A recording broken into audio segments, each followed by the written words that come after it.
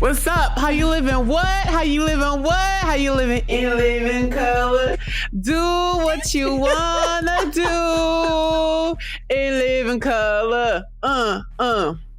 In living color. Psh, I'm And she done. called me a motherfucking hoodlum. I'm telling the people. Hi, Mir. How are you doing? Hi. Happy day. How the hell are you? I'm good. You good? I'm better now that I see your face.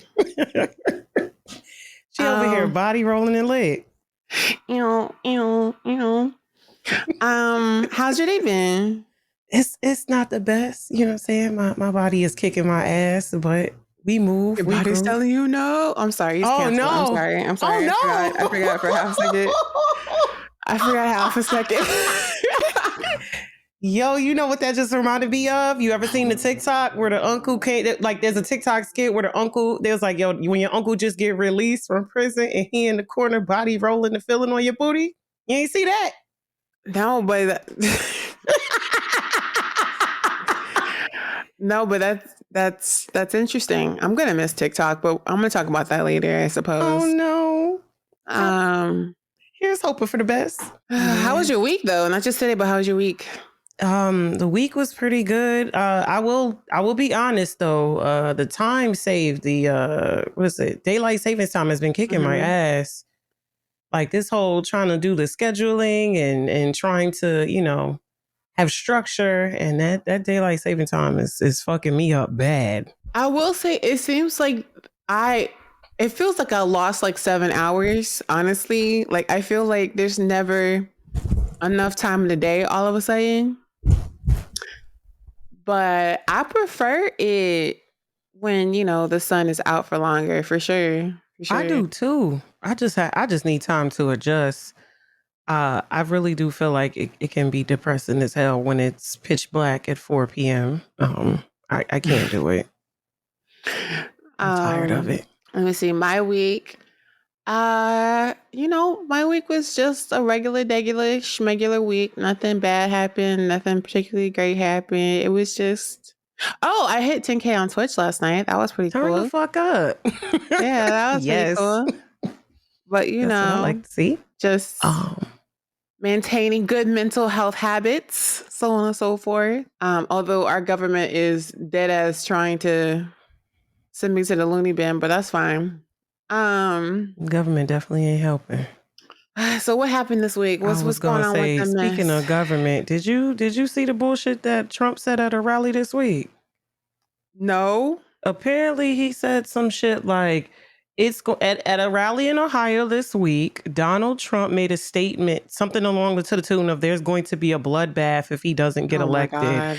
Yeah. And when you look it up and you're, watching the clip, he just speaking how he speaks, and people are like, well, what about context? Or what about context? But like, what context do you need for a statement like that?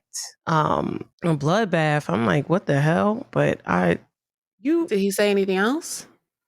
He was just talking. He was talking a lot of bullshit. He said something along the lines of undocumented immigrants, and yeah, he was talking a lot of shit. Like, I couldn't even. I was gonna ask you, are you serious about leaving the country? Because I'm tired. Between this shit with Trump and this shit with TikTok, I think I might.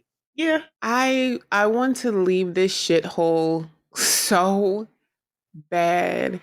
And like, I remember I had a conversation with my mom the other day about this, and she's like, why would you want to leave the United States to go to some racist country or some country that doesn't treat Black people right? And I'm like, you think America is a country that treats Black women right? That's what you're trying to tell me?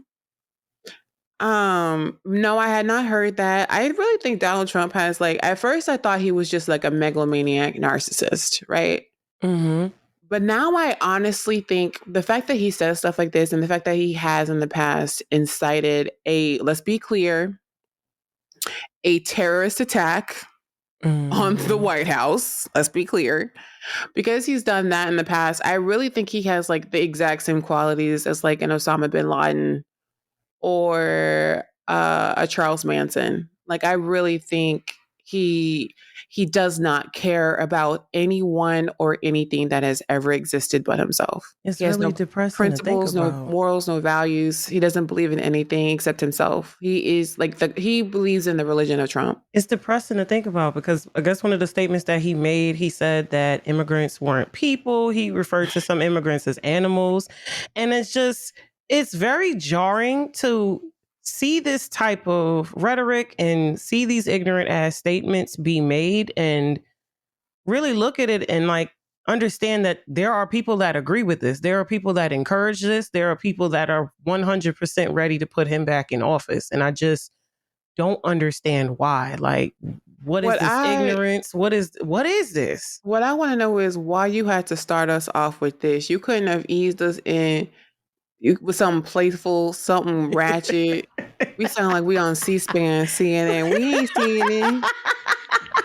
I wanted to get the We bullshit need out to of the move. way. Where are we moving? We move it to Justin Timberlake. If you could not where we're moving topic. I'm like moving out the country. Like what country are we Oh, going to? Ghana's cool. Ghana's cool. Look, Ghana's cool. I got my eye on them. No, It's maybe just the way you said Nigeria, it. Like any the country, it's UK. cool. Look, I'm ready to go because I don't know. I'm on my pip cherry. I told you beans and toast can't be that bad. Listen, I will take some unseasoned bangers and mash all day, every day if it meant I Bangers and had mash. health care. You know what I'm saying? You know what I'm saying? All you gotta worry about is like maybe somebody rob you with a knife, but like old dude I seen in that little TikTok skit, he just punched a nigga in the face. You know what I'm saying? You seen that? No, it's a skit. It's a skit where like they're like, when you're an American and you get robbed in the UK, and he was like, "Oh, run Yeah. your jewels, bruv," and he was like, "You by yourself," and he just snuffed it. I could I'm deal with definitely that. down for the UK. I'm down for the UK. I mean, okay, when we think about criteria to move out the country, what I'm trying to think of like qualities I'm looking for. Like I need you to have Adequate health care. health care. I need women's rights. I need reproductive rights. Maybe one of them cute European countries where they give you like 3 months off a year. I love I like that. that. Where there's culture, where like there's actual landmarks around, and it's not just what the fuck we got in America that's besides a monument like the Lincoln Monument. What the fuck we got to see? We got the Statue of Liberty, I guess. All we got is a bunch of statues. We ain't got nothing else because they destroyed everything. Jesus Christ.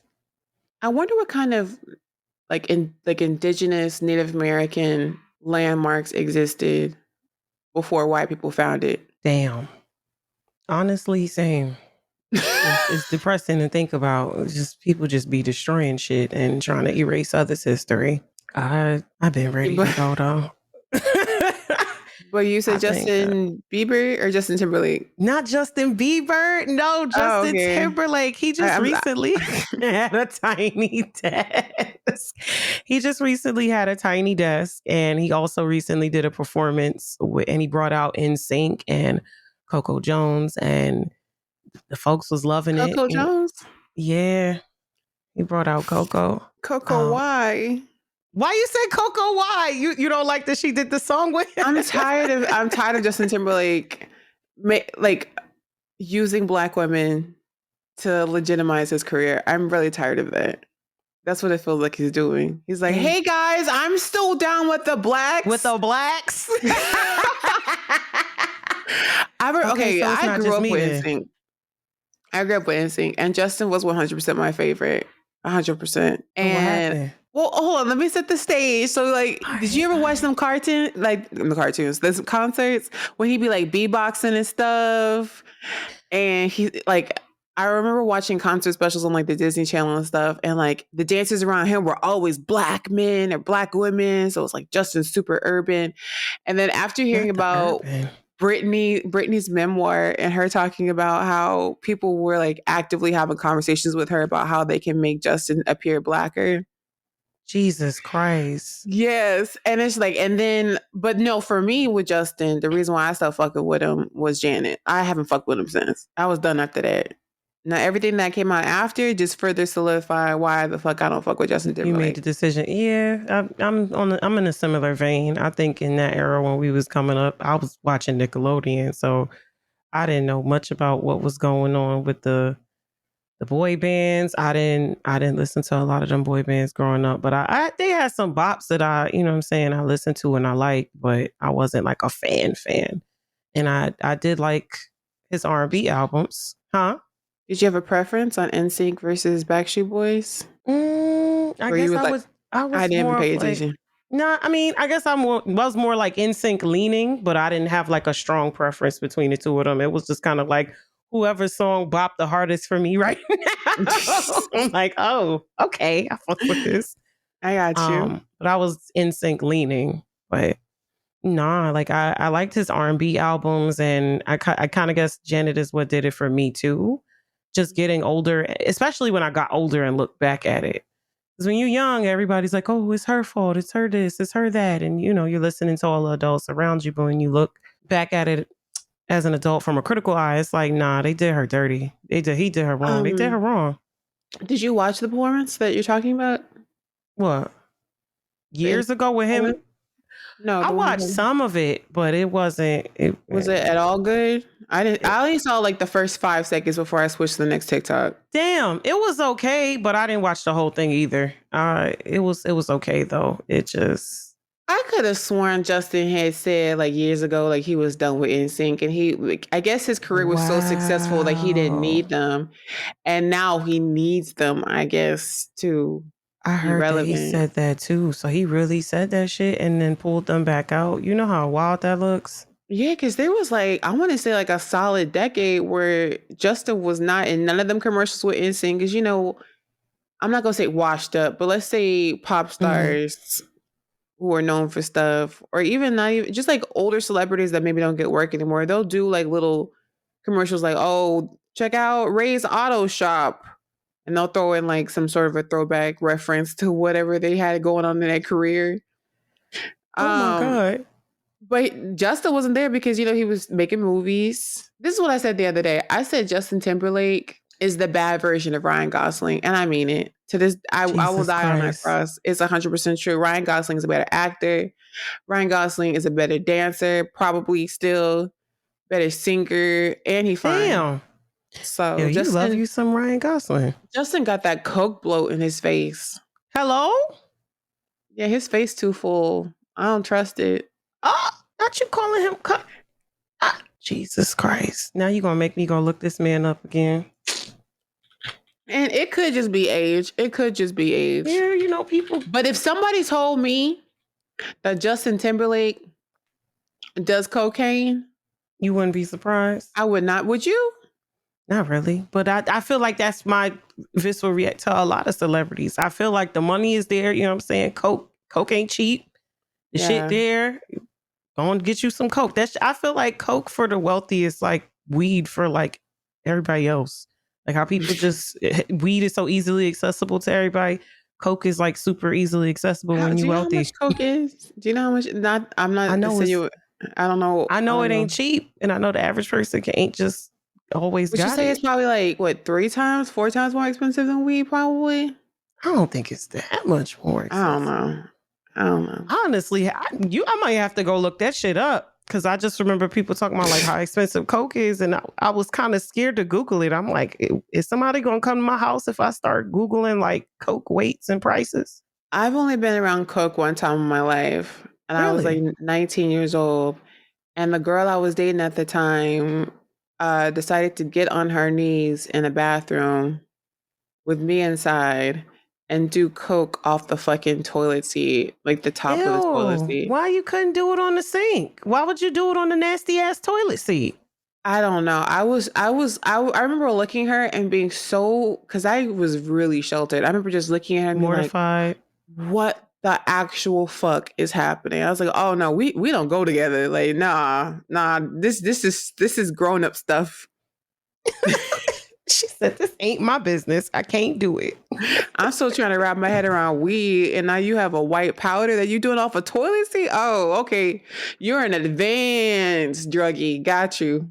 I think that the toilet seat is a choice because the sink is literally right there. Like niggas do lines of coke on the sink. I don't know what made you turn into the toilet and be like, yeah, that's a nice coke tray. Here's the thing. I feel like you're imagining that we were at like a bar or a club, like a public place where like she couldn't do it out in the open. We were in somebody's home. So she had No, multiple fucking locations that she could have done it in. Have you ever what seen was Cruel this? Intentions with Sarah Michelle Gellar and Renee what's her name? Legally Blonde girl. Um Reese Witherspoon? Reese Witherspoon, yeah. When I was little. Where so that if I was ever gonna do coke, I would be like Sarah Michelle Gellar. I would have the coke inside of a cute little locket, take it out, do a quick little bump, walk around, like a Not the delicate cute coke little user. cocaine. That's real delicate. Infuse some lavender in that bitch. Oh. Yo, a delicate coke use is wild. So let's just delicately do some coke. Oh my God. But but yeah, this past weekend, the 55th annual NAACP Image Awards took place. And some of this year's winners were Usher.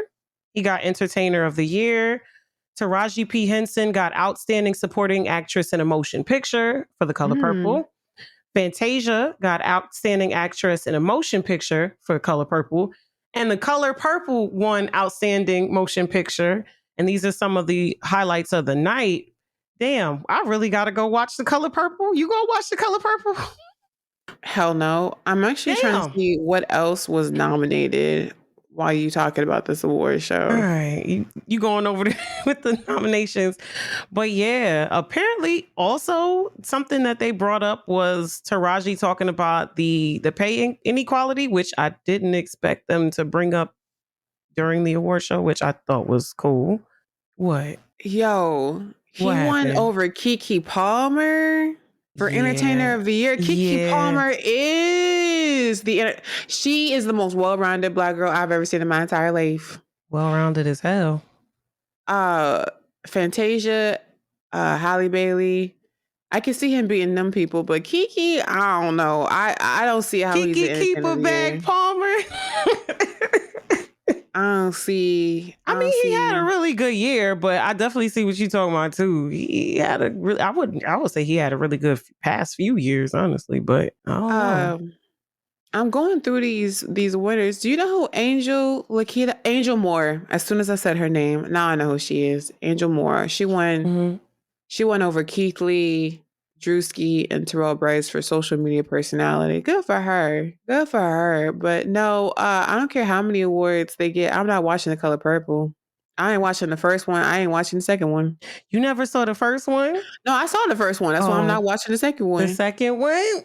The second one is like a fucking musical, right? So it's like they hemming and hawing and getting sexually assaulted to a beat, I guess. Getting sexually, nigga, like a melody of salt. I don't know. That's all I remember about that movie is trauma. I can't even look at Danny Glover. Oh God, I've seen him in so many movies. I cannot look.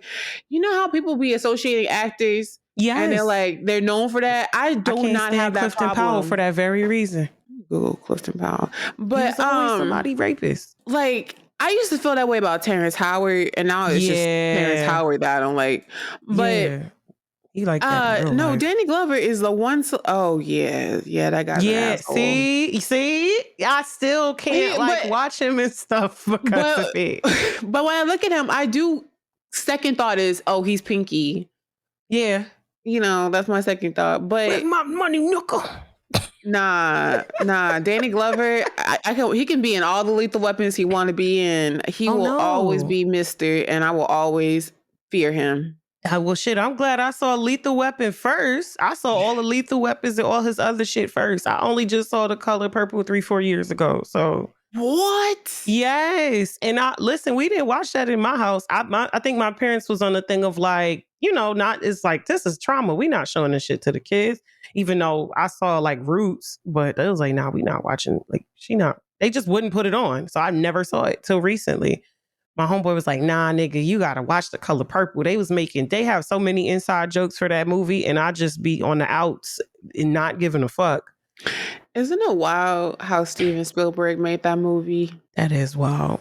Especially considering the fact that he's also responsible for like Jurassic Park and E.T. It's like, how do all these movies be made by the same man? That's just interesting to me. How people can be diverse in that way. I didn't know he did Schindler's List too, so he did both struggle group movies. Both struggle. Wait, what other movie you said? He did The Color Purple and Schindler's List. Oh, I never saw the other one. Schindler's List is about the Holocaust. Oh, It's like the known movie for the Holocaust. well, But shit. yeah, okay. NAACP. Cool. So did you see? Apparently, you know how we talked about Portia and she's gonna get like divorced or whatever, splitting up from old Mm-hmm. boy, and I guess he already got somebody new just that quick. He either that he was cheating. I don't know what the fuck happened, but he already got somebody new, and he popped out with Nene and her man, and they was talking about it, What? and Nene jumped in the shade room comments, co-signing somebody saying that, you know, she don't owe Portia nothing because they was like, how Nene over here with Simon and his new chick? And it was a mess. I'm like, Wait, so oh, he was actually, what does the girl look like? I don't even, hold on. Let me go look back at her because it wasn't nothing that was really stand out to me. Hold So on. the divorce is real. I did see how Nene was online talking about how she's supposed to do that TV show Upshaws on Netflix Mm-hmm. with her and Portia apparently told the producer that she didn't feel comfortable working with Nene because of their past. And Nene went on Instagram and did like a 6-part series on Portia and how Portia's unprofessional and how she's not a star, she's just a Bravo celebrity. I What the did hell see is a that. Bravo celebrity? Yo. So I did see that, but no, I did not know. I don't know, but yeah, I just pulled up the picture with all of them, and they're like, "Oh, his lady friend." So it looks like a little double date situation. I don't know this woman at all. I don't even know who she could be, or is she maybe a family for just his friend and Instagram? Mm, I don't know her, but I wonder if they got a prenup. damn, I actually thought about that too. And I That wonder would if be it's at wild. all, it's probably not a coincidence also that Portia is returning back to Real Housewives because she left as soon as she got married to dude. Or even got engaged, she left. So and then she coming back right as they're divorcing. There might be a connection there. It could be that he wasn't what she thought it was going to be, or, you know, how people enter relationships with expectations, and I hope they get it together. From the looks of things, I might be watching this coming season. Shit. Yeah, y'all might get me back into reality TV so Stadies could stop fucking flaming me every week. Don't hold Speaking your of, breath. that's crazy. Speaking of reality, though, apparently AD is still messing with old boy. And that bothers No, me. no, It says the situationship. That's what was said. no, that's not She's true. not. No. No, I watched an interview where she from 3 days ago Mm-hmm. because did you watch the reunion? I did not. I only saw a Okay, part of it. so I watched the reunion and Sarah Ann, you are trifling as fuck. I just want Jesus to you Christ. all you had to do was wait a couple of days for that relationship to end before you moved in on that man. That man ain't worth shit. Anyway, no, the reunion, they asked her like, "Hey, you know, what's going on?" Clay basically said, just to recap in case you don't know, Love is Blind is a TV show about people who date and get engaged before they've ever seen each other. This Mm-hmm. man rejected her in front of her friends and her family, in front of God at the wedding altar, and told her no, he does not want to marry her. This is how I know niggas be gaslighting. Cuts to the reunion, he's sitting next to her talking about how she's the love of his life and how she the one that got away and how he would love another chance and how he's growing and how he in therapy and blah, blah, blah, blah, blah. Oh my God. And AD is like not really saying no, but also not really saying yes. She's like, you played in my face, like you had your chance or whatever.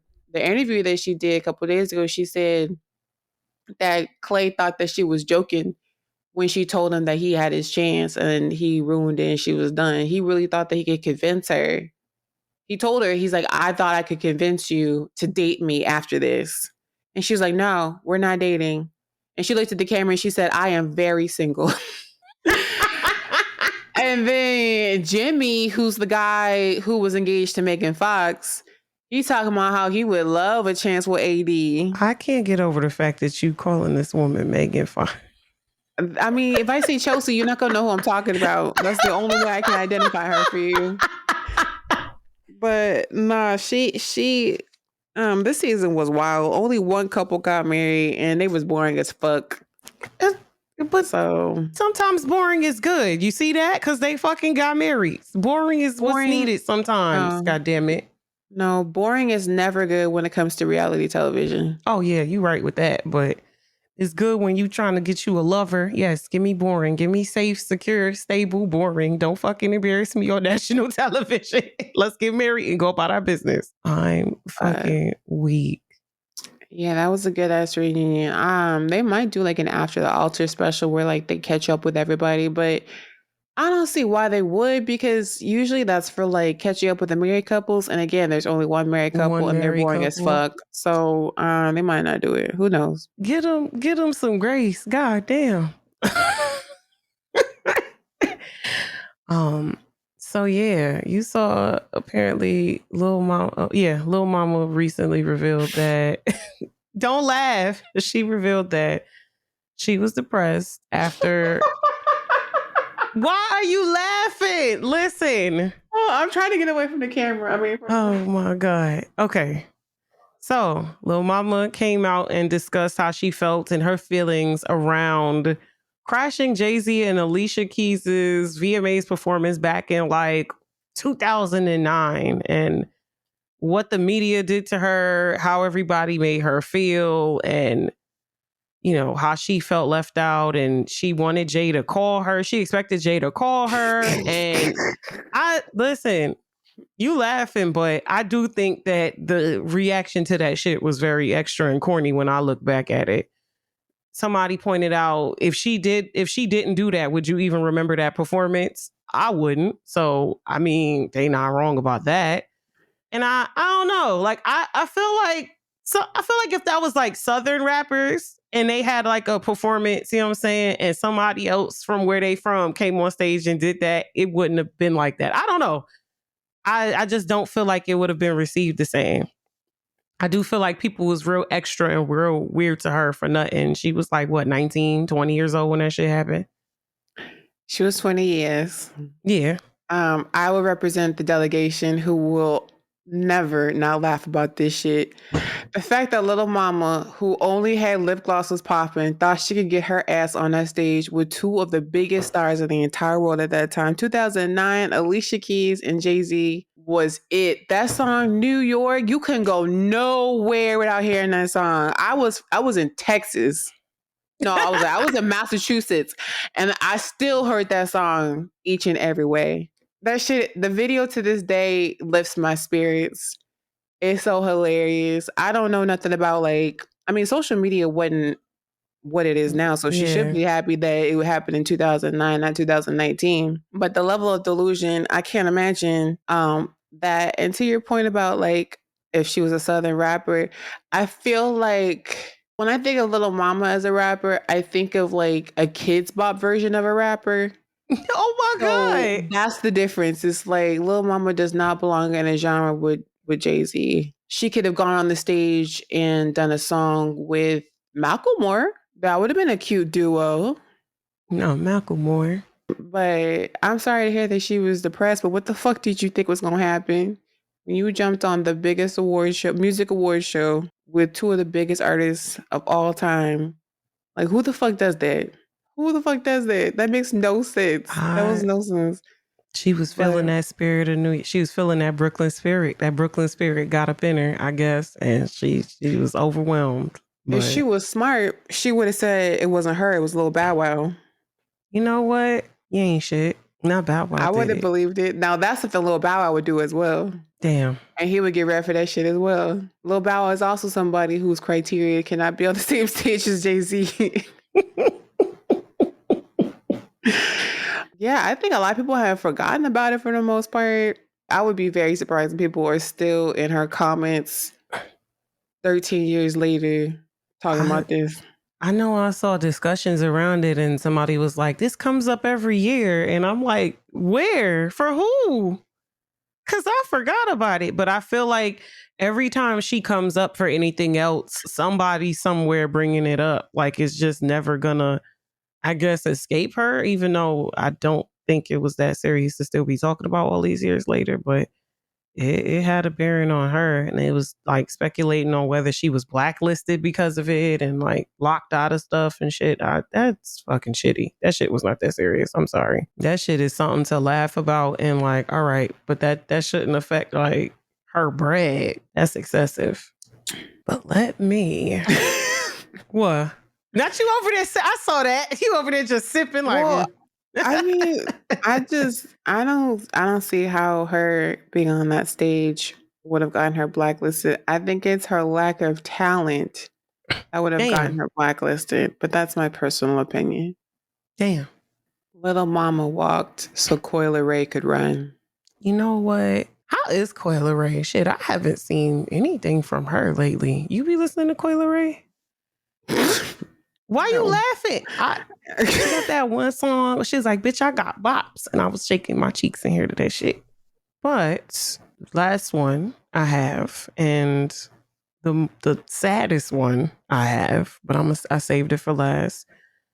The question is, will TikTok be banned from the United States? This past week, the House overwhelmingly passed a measure that gives ByteDance, its parent company, the choice.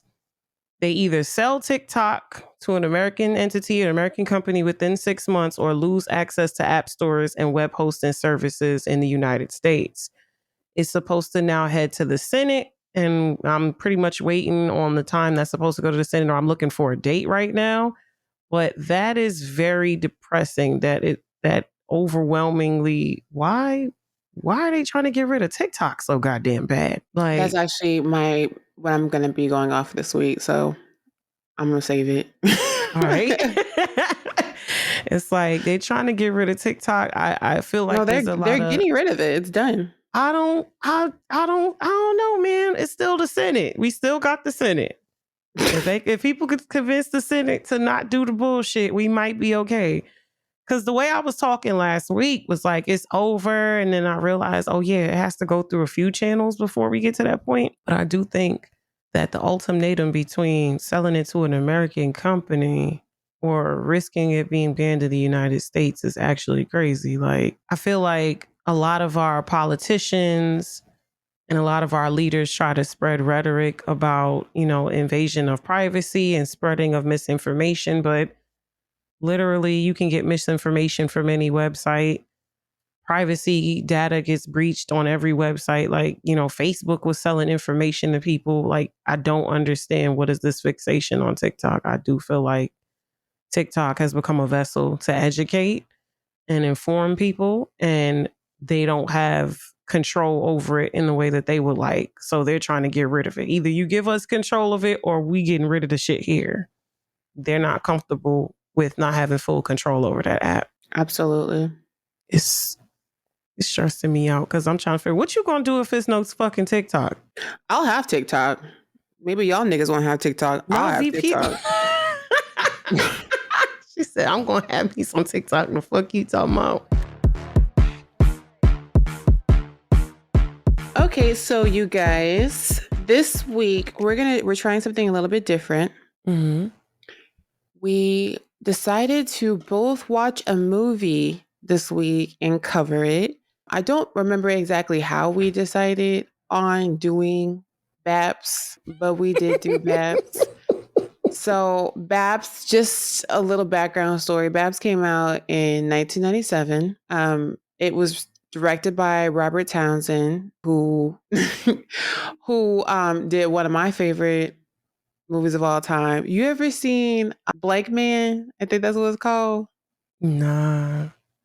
Not Blank Man. I'm sorry, the Meteor Man. I don't know why I said Blank Man. Yeah, Meteor Man. I was about to say, you talking about Meteor Man? Yes. Which came up before then. But B.A.P.S stars Halle Berry, Natalie Desselle, and Martin Landau. And it has like cameos with a whole bunch of celebrities. Mm-hmm. But before we get into this movie, I want to know, how old were you when you first saw this movie and what did you think of it? Honestly, I don't remember. I probably had to be between the ages of like 10 and 12. And I thought it was cool. And, I thought it was cute, funny, quirky, silly. Like, I liked it. It was pretty lit. Definitely something I Um, used to pull up and watch on the TV. like, do you at all remember, like, if you were a child, a teenager, an adult? I definitely was a child. I don't think I Mhm. was in teenage years as of yet. Yeah, 97. Yeah, I was probably 4 when it came out. So I definitely didn't watch it till about the age of 10. And it was cool. That was something I definitely remember watching solo at home. It's like actually wild to think about like how many of these 90s black movies I really had no business watching by myself at my age. But I remember this movie would come on fairly frequently. It was like this movie, Mm-hmm. Chu Wong Fu, Thanks for Everything, Julie Newmar, Mm-hmm. Woo, and Booty Call would always come on. And I think also Baby Boy, but I never I watched watched Baby Boy. all the movies in the past 6 months. Yes, I would watch all of those movies all the time on television. And I remember watching Baps and thinking it was like a quirky, silly comedy about black people who were nothing like the black people that I knew. So I really watched it thinking that it was almost like a skit, like it wasn't realistic at all. As a child, that's what I was thinking. Mm-hmm. And I remember also having a feeling of um, looking at the relationship dynamic between the two couples that are featured in this movie, Mm-hmm. thinking even then as a kid that the women deserve better. Yeah. I remember thinking that, and the fashions I thought were like I was big time into what people. This was after Clueless, so like I was obsessed with what women were wearing at that time period, and yeah, I enjoyed the movie as a kid, and it was really, really interesting, and I've seen it a handful of times throughout the years, but it was really interesting watching it now through, like, a grown woman gaze who's lived and seen a lot in life, and my take on it was dramatically different than I remember. Like, it hasn't been that long since I've seen it. I wanna say I saw it no more than 5 years ago. 5 years ago, same. I've definitely seen it within the past 5 years, but seeing it again this week, Mhm. different. Yeah, Mhm. much different. Um, all right. So I'm gonna go ahead and go through my notes on what happens in the film. I thought it was also interesting before I go into it, Mm, that this was 3 years before X-Men came out. So it's like right after this, Halle Berry became like white people knew who she was. Like she became like a huge celebrity because X-Men came out in 2000. 2000. hmm I didn't even realize that was that so close. So this movie would not have gotten made in 2001 with Halle Berry. Ain't no way Robert Townsend would have gotten a return call from Halle Berry at that Damn. point. Um, so the movie is about two women, Halle Mm, Berry, who plays Nisi, Nisi, not how you would think it was spelled, which I thought was cute. And then also her best friend, whose name is Nikki. Halle Berry is, of course, gorgeous, but I guess they tried to make her less attractive by, I guess, giving her platinum blonde hair and gold teeth gold teeth. and animal prints. Um, but anyway, the movie opens up. They are in, presumably New York. They don't really tell us, but they're in a big city. And she's working at a diner with her best friend, Nikki. And Bernie Mac is the diner manager. And I'm like, what is Bernie Mac? And they're like wearing like Yeah. their traditional like waitress outfits, and she's having a disagreement with Bernie about clock in time or pay, something like that. And then they exit out the diner where they work, where they were going to have a date with their boyfriends, but not really boyfriends. I guess they're situationships. Yeah. Ali and James. Ali is with Nisi, aka Halle Berry, and James is with Nikki, her best friend. And they get stood up. Mm-mm-mm. On a date. Do you have anything you want to say about them first two opening scenes? I was I was so tired of them dudes, bro. Niggas pissed me off so bad from the beginning to the end. Like from the beginning, I just remember being like, "Oh my god, these ain't shit niggas. Like they gotta do better." I'm like, these women gotta do better. I think it started. If I remember, I think it started in it took place in Georgia because I remember them saying something about going back to Oh, Georgia, really? something like that. Yeah, it didn't look like Georgia to me, but It I sure ain't the most did. knowledgeable about what Georgia looked like. But I'm like, I don't look like Georgia. They said Georgia, so but yeah, it was a lot. You know what I'm saying? Seeing them go through they day-to-day job, the boss talking, Bernie talking to them any old kind of way. He talking about if it's too hot, get your ass out the kid. Like he was talking crazy, like he always be talking crazy. And they just seem like they're just over everything. And it just keeps building up. And now we gotta clock out of work to these ain't shit ass niggas who don't want shit for themselves. The shit is just stress, all too much stress from out the gate. Then we finally meet them after we meet Ali and James. Ali looks like he looks like his hair looked like the middle school picture of like a press and curl. Like, you know, when Oh your my mama got God. picture day coming up, that's exactly what his hair looked like. Yeah, gold teeth. He's smoking a black and mild. He got a cheetah button down shirt and a giant gold medallion chain. All he's missing is a pinky ring. That's literally all he needed. And we meet him, and he's talking about how him and James want to start their Page a Cab luxury cab company.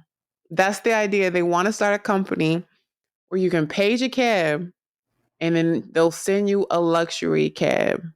And before this scene, Niecy is trying to convince Nikki that they should go to LA and audition to the Heavy D concert. I mean, the Heavy D audition to become dancers. What was your thought process when you saw Ali and James for the first time? Aggravation, because where the fuck was he going with that Jerry curl? I'm just like, that nigga Jerry curl stressed me out. And then apparently he wanted to do that shit and then he didn't have no license. I'm like, how No you, one know Jericho. His hair was chemically straightened you talk? with bumps at the end, with them church bumps at the end. The church bumps. Oh my God. Yes. I remember Jerry curl, that long ass curly shit. I'm like, When I think of Jericho, I think of like proper like coming to America so close. it's Like just that's so what. all the Jerry curl Yeah, juice on the yeah, couch type shit. yeah.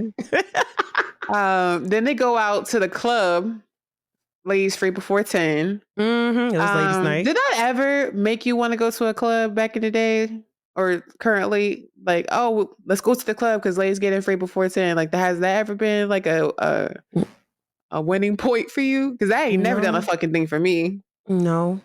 Cause it's like, I don't know. I don't care about that shit enough to Um, run to the club all early. would you go to this club? This club that they went to, y'all, is Hell called no. it's called the Gold Tooth Club. Oh my fucking God. So Nikki and Nisi, they go to the bar, wearing the finest of leopard prints, and they get to the bar, and these two men offered to buy them drinks. They're like, "What do you want to have?"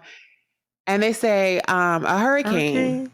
a hurricane." And so the man who looks every bit like an EPT card holder, no shade, says to the Wow. bartender, "We'll have 4 hurricanes." The bartender says, "No problem." I don't know how a hurricane is a beer. Yeah, I didn't When a expect them to beer, pull out beers. He came out, yeah, he popped out with four. I said, those are hurricanes? look I like was that Coronas. sound like a little sexy mixed drink. A And hurricane. Let me get a also, hurricane.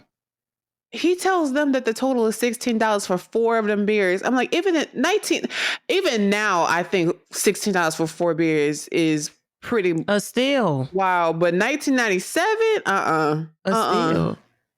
I'm still Um, listen. but the bartender tells them that the total is $16. The men whistling, they look it around. They all of a sudden they find the ceiling really interesting. Basically, they broke as fuck. And Nisi's like, hell nah. She grabs Nikki. They walk away. Then Ali and James, aka the situation, show up.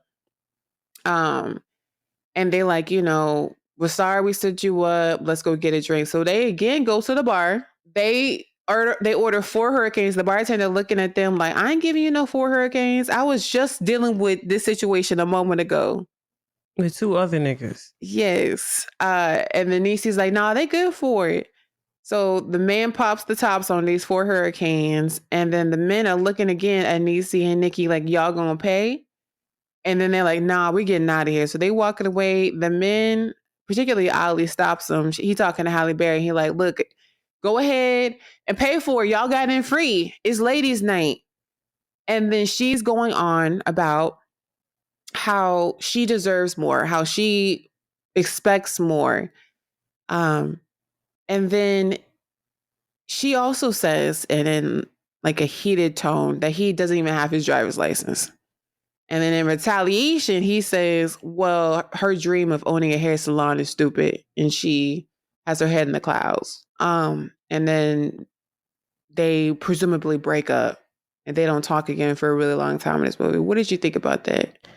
That scene was chaos because if you remember, after the first set, the two dudes that tried to run down on them the first time, when they ordered the drinks or whatever and they didn't have it and they looked for them to pay, they said like, yo, it's ladies' night or whatever. Old boy pulled up on Halle and tried to grab up on her. Yeah. Like, yo, it's ladies' night, y'all. Like, y'all really gonna, he called other shorty a hating heifer, all type of shit. And then Ali came in and knocked old boy out and then literally repeated the same shit 5 minutes later, talking about it's ladies' night. Y'all can't pay. And I'm just like, where did all these loser ass niggas come from? Like, experiences like that would make me never go to the club. Like, I would never go to the club again, or the club wouldn't see me for a long time because that's annoying. You all let me get you a drink, da da da. And then you looking at me with the eat ass face talking my pay because it's ladies' night. Oh, you didn't pay to get in here so you could buy us drinks. Did you talk about that beforehand? Did you try to see if that was the type of time I was on beforehand before you just assumed? But I think, what's up? sorry. I was going to say, I think it's interesting because I didn't mention that. I think it's interesting, like looking at it from like the gaze of like how old we were watching the scene and how as a kid seeing that scene, nothing about that scene fazed me. Like I just thought it was so normal. Like all the time in movies and stuff, men would grab women like that. And it wasn't a big deal. And it's wild that like, even now, all these years later, I did not make a note of it. Like it still did not faze me. Oh no, I noticed that shit immediately. He like grabbed her and I was like, what the fuck? And then, he's like, it's ladies' night. Why are you trying to act like that? I'm like, he real aggressive. Like, you don't understand? No, me, no, I don't want to be bothered. And then that's why he got his ass knocked out. But just for old boy to literally just repeat why they walked away from the first group of niggas. I'm like, this is struggle. Speaking of struggle, as part of like my research for this movie, I also looked into like Halle Berry because I know there's been like a handful of news stories about her throughout years about her like love life and troubles with men. And I had no idea. What's up? Halle Berry, because like here's the thing, right? We have these women in the Black community that men rap about, men put on a pedestal that they would do anything to get these women. These women are like Nia Long, Beyonce, Halle Berry. And the way that they get treated by the men in their lives is insane. Like I remember allegedly reading that like she lost 80% of her hearing in one ear because was it Wesley Snipes had assaulted her. And then reading about all this stuff about how like she had an altercation with her husband about the custody battle a couple years ago, getting cheated on. It's just like Halle Berry's love life has been through it. And it's like even these women that we hold in the Black community as like pillars as being the most sexy, as being the most talented, the most successful, the most sought after, they still get treated horribly. But after that scene, after they get into the fight at the Gold Tooth with an F. Oh my, why would you say the Gold Tooth? Very next scene is they on an airplane bound for Beverly Hills to go to these auditions. First of all, now as an adult, like as a kid, I didn't even think about this, but now as an adult, are we really having dance auditions for Heavy D in Beverly Hills, California? It's not in downtown Los Angeles. Are we really saying it's in Beverly Hills? I don't know. But they go to the audition and they're wearing, Hallie in particular is wearing this cheetah print pleather situation with like a blazer. She got this giant 3-foot tall beehive on her head. And I will never forget that scene where she's dancing. She's like, uh, like she's making these sound effects. And I remember this being my absolute favorite scene. And then Nikki's like, that's my girl. That's my girl. Yeah. Yeah. And I loved it. What you think? I think they was just fun and silly as hell, and they was being quirky and just being themselves. I feel like that's important in a world where like everybody's fixated on how they perceived, and it kind of actually makes me think of like what it's like to go to the club. Think about when we go to the club now, right? People are supposed to go to the club to socialize and dance, but like when you go to parties, everybody's kind of staring at each other. Nobody wants to dance. Nobody wants to interact because they're worried about public perception. And I think it's important to have people like that around you and, you know, to be like that, just to be yourself, be carefree, shake something. And I loved them. They was just so silly and in the moment. It was so great seeing her friend. Like at no point in this movie were they fighting over the same man. Was there any jealousy whatsoever? Like Hallie wasn't jealous of Nikki's love interest, either of them. She wasn't covetous. There was no shade. It was really, really cool seeing how Nikki supported Niecy. Now, whether or not Niecy supported Nikki, I don't really recall seeing that in the film, like it being reciprocal. But it was really, really cool seeing that dance scene. They don't get it. Shocker. They don't get the callback. They go outside. Somebody with her hair. She hit somebody with her hair. They loved them some big hair in the 90s, and it was all like expertly pressed down and curated with some hair gel and some hairspray. They go outside. Art. As they're walking around Beverly Hills dressed this way, all of a sudden a limo pops up, and was he Italian or was he Latino? I think he was Italian. This Italian man stops them and he's like, hey, you guys, you know, want a job as dancers? And they're like, yeah, sure. They get in the car. I should probably tell you at this point, if you've never seen B.A.P.S, it is the most egregious thing for me in this movie is the way that these two women don't ask questions about shit. They just go along with whatever. Yes.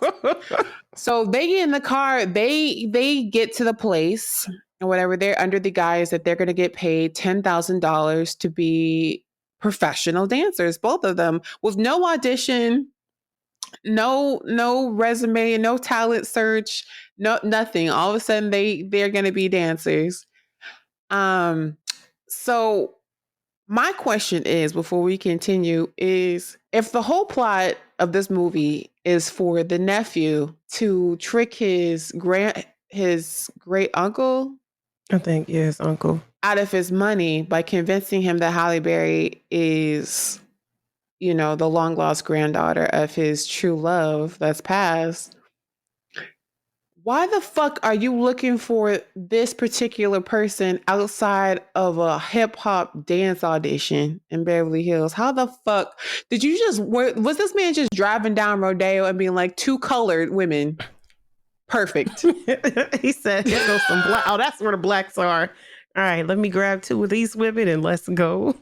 But you know, it was some nut shit that I saw, and I don't really remember if I noticed when I was younger. When they touch down, one of the first fucking people they see is LL Cool J. Do you know how crazy that is? And that's one thing I also loved about 90s movies, bro. Celebrities was everywhere. 90s movies, culture. Like TV shows too. Martin TV always shows, had people coming through. Movies, music videos. Everybody used to be in everybody videos. Everybody used to be in everybody movies, sitcoms, video games, everything. Like, I'm like, bro, imagine getting off a plane and you just see motherfucking LL. Like, I'd have lost it. They was acting crazy, which is fully understood. But I was just like, wow. But yeah, no, the old boy looked like he was just driving around looking for some black folk. Something I forgot to mention is that Niecy is the one that convinced Nikki to fly to Beverly Hills for this video girl audition. But in doing so, she convinced her to spend their life savings to do this. I forgot to mention the fact that this was their life Christ on a cracker. savings to fly there. And when they're on the plane, Niecy is reading a book on etiquette. And while they're on the plane, they The blocking the hair. projector. Ain't that wild to think about, like planes having a projector in the back of the plane that everybody is watching, and if you get up, you go to the bathroom, it's blocked for everybody. I never go to the bathroom on planes, period. But I sure as fuck wouldn't do it if I was blocking the movie. Shit, they out here with the Bronner Brothers hair show hair on the plane. Shit is just high up in the air, and they're like, "We can't see the movie. We can't see the film." And then they, I think the stewardess who was that Deborah Wilson, she tried to tell them, can you move? Or she complimented them. She was very pleasant. It was very awkward, but they, realized they needed to like scooch down in their chair. And I'm like, damn. So when they get there to the Beverly Hills mansion, like this place is stacked. Mm-hmm. It's got the wraparound driveway, the big Italian marble work, the columns outside. It is gorgeous. They get there, and that's when they find out the truth that they're not there to actually be in a music video. They are there to pretend to be the granddaughter of a woman named Lily. Lily is the long lost love of the man who owns this home, Mr. Blakemore. Apparently, this was his long lost love. As his nephew, aka the villain, is explaining, they were star-crossed lovers because they could not be together because obviously Mr. Blakemore is white, Lily is presumably black. I'm just kidding. She's black. And they could not get together. They cannot get married. And so the nephew feels like if he tells Niecy and Nikki that their only job is to, quote, fill his remaining days with love, which, Jeez. when I say it now, it could have a whole different kind of connotation, but he Wait a means minute. like hanging out, I guess. Just Yeah. What? so there's no time period on this. It's just like, I just need you to hang out, pretend to be the granddaughter of his lost love, and just make him happy. Fill his remaining days with love is all he says. And they said, sure. They say, sure. The next scene is them meeting Mr. Blakemore. They're at the table. They're eating the food. I guess at this point, I should probably tell you that Nikki, Halle Berry's best friend, is plus size. She's the thickums. And that seems to be her main character trait. Other than being gullible in this movie, is the fact that she can cook and she can throw down in the kitchen. So she's sitting there. She starts complaining about the food, how there's no seasoning. She gets right into the kitchen. And the first thing you see that she puts down in the kitchen is collard greens. Yeah. She making biscuits. She cooking it all.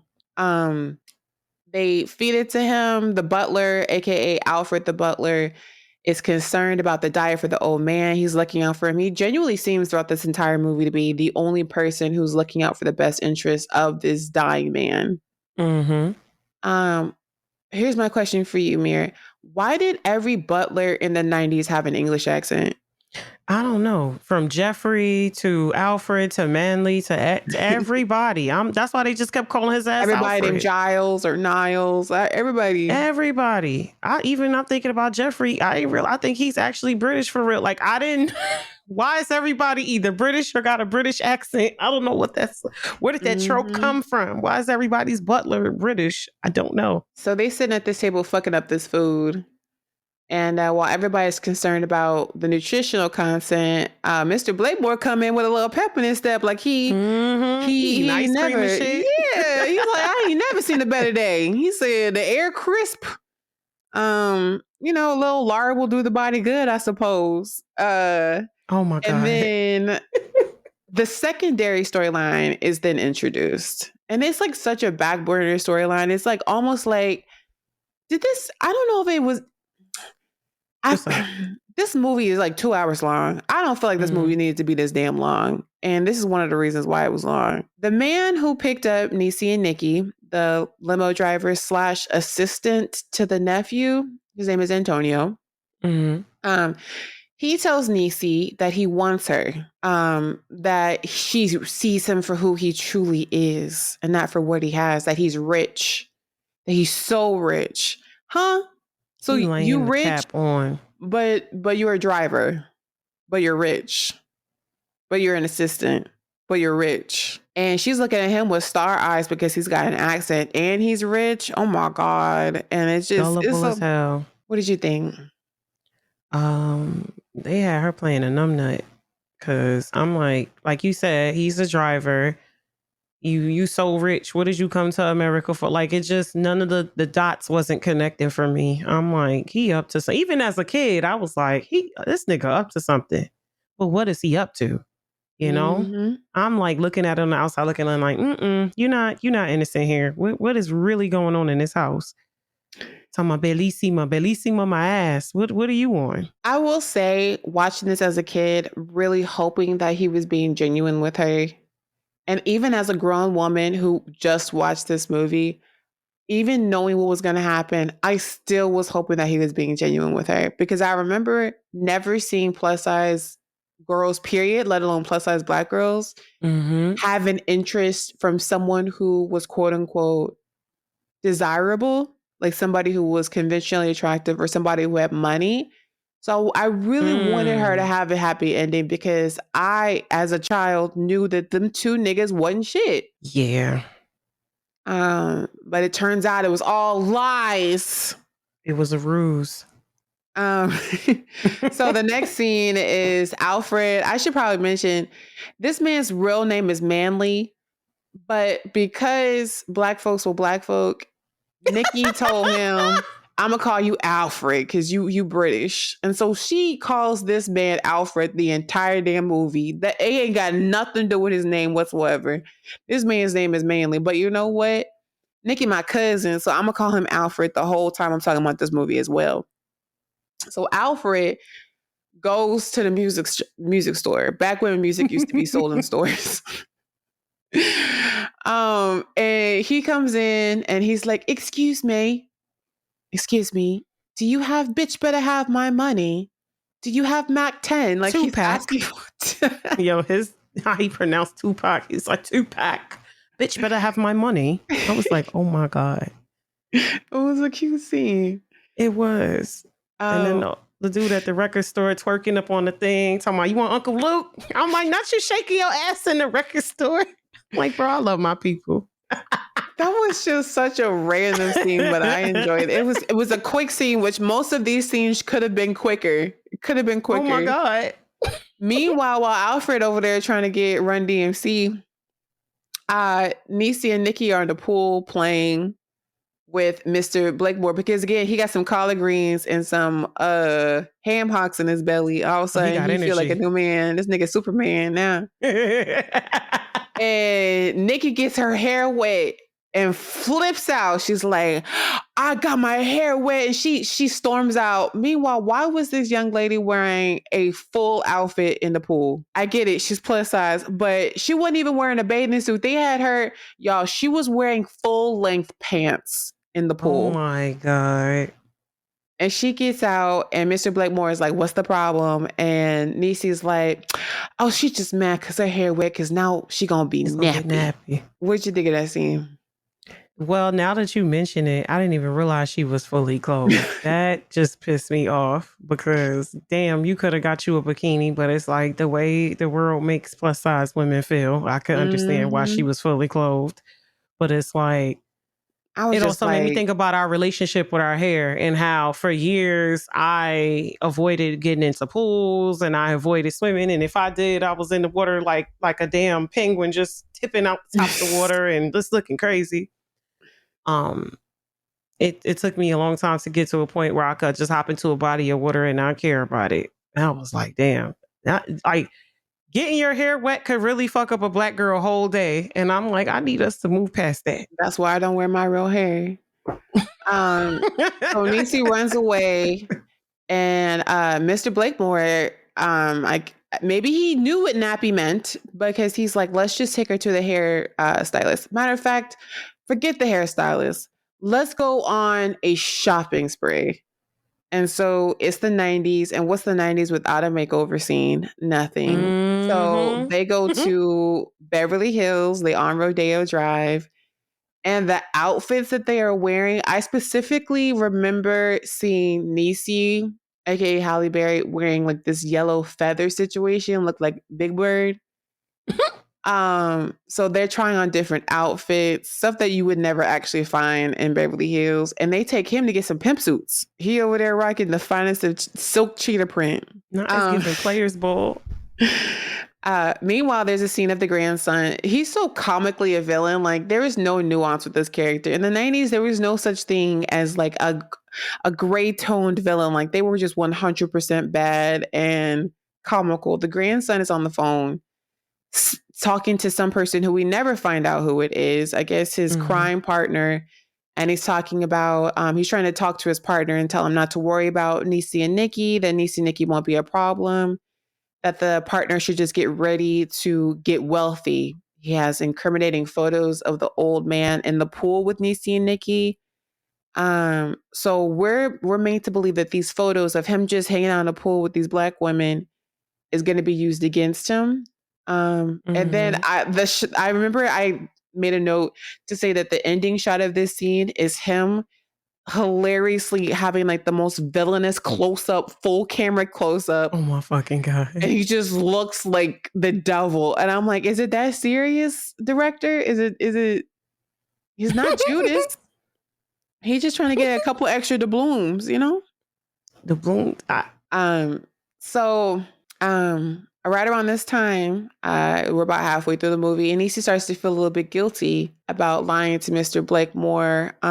They're starting to bond with him. They're starting to see him as a full person and Mm-hmm. enjoying his company genuinely, and also how he treats them. Because I mean, I think we're led to believe, I think it's a fair assumption that these women have never experienced a man taking them out on a shopping spree and pampering them. They sure as fuck don't get it from their situationship At fuckboy home, men. yeah.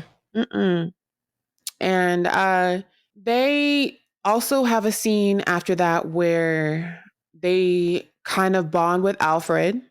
Because up until this point, Alfred just looking at them with a side eye, like, Mm-hmm. He was so stuck up. he was, but he had every Ugh. right to, because these women were uncouth.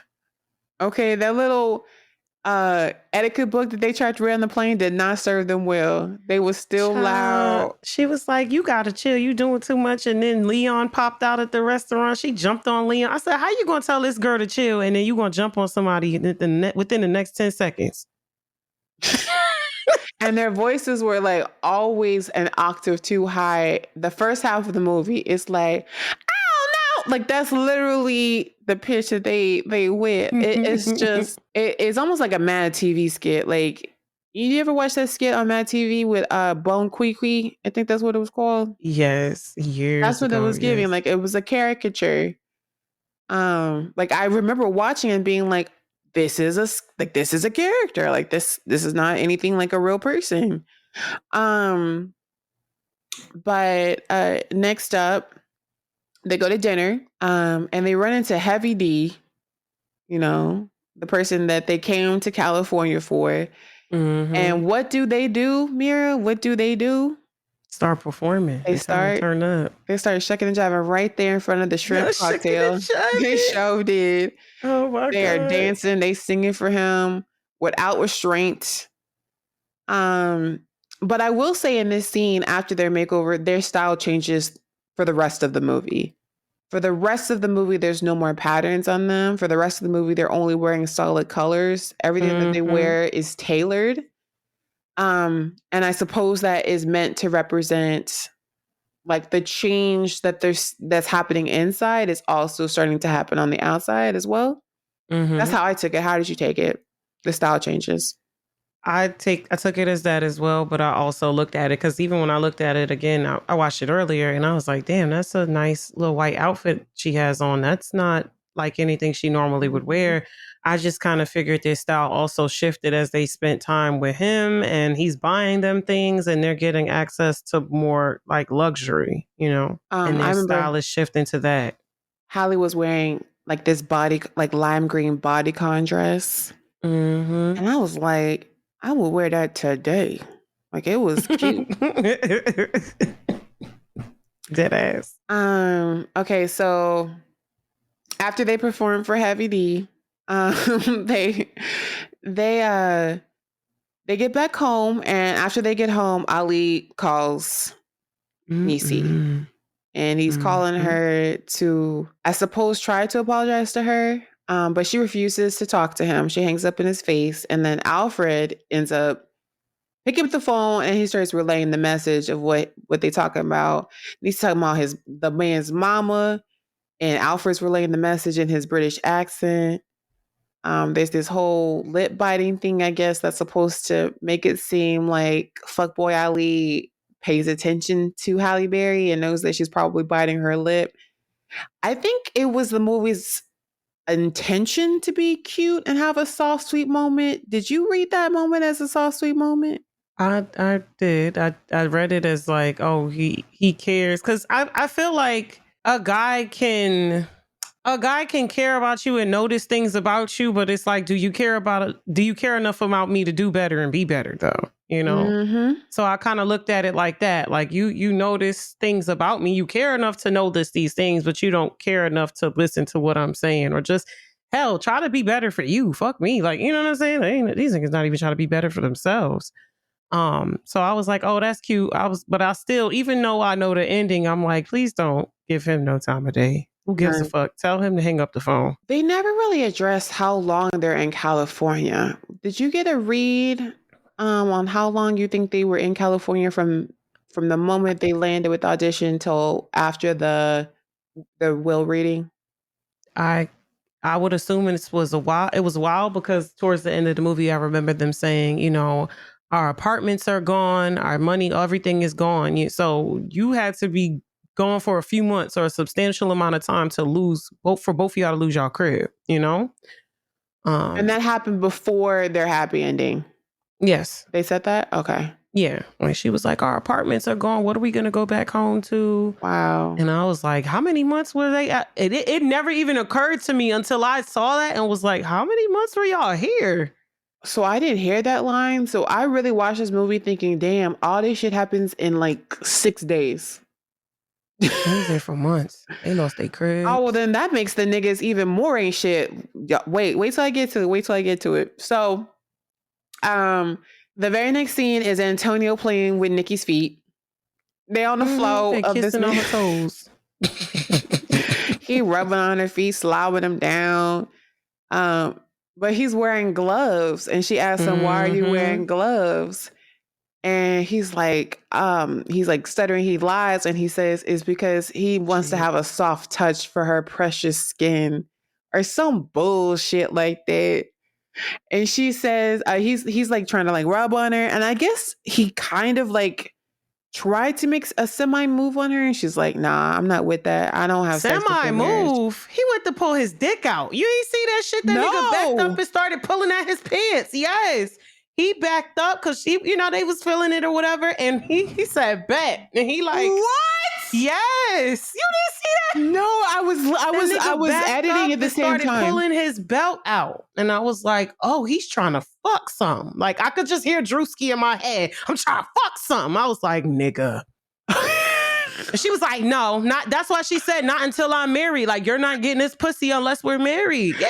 No, Mira's face was so I saw that shit and all I could hear is Drewski. I'm trying to fuck something. I was like, the nigga. way your eyes got super. I'm trying to fuck. Like that was because funny. That energy was so crazy because it was so like that's how I missed it. And intimate and like slow paced and like he's kissing on her feet and this little piggy went to market and it's so cute and then all of a sudden she did something. I don't know. She gave him the signal. That nigga got up. He backed up and you just see him pulling at his belt and she was like, not until I'm married. Not until I'm married. You're wilding. Like, what are you doing?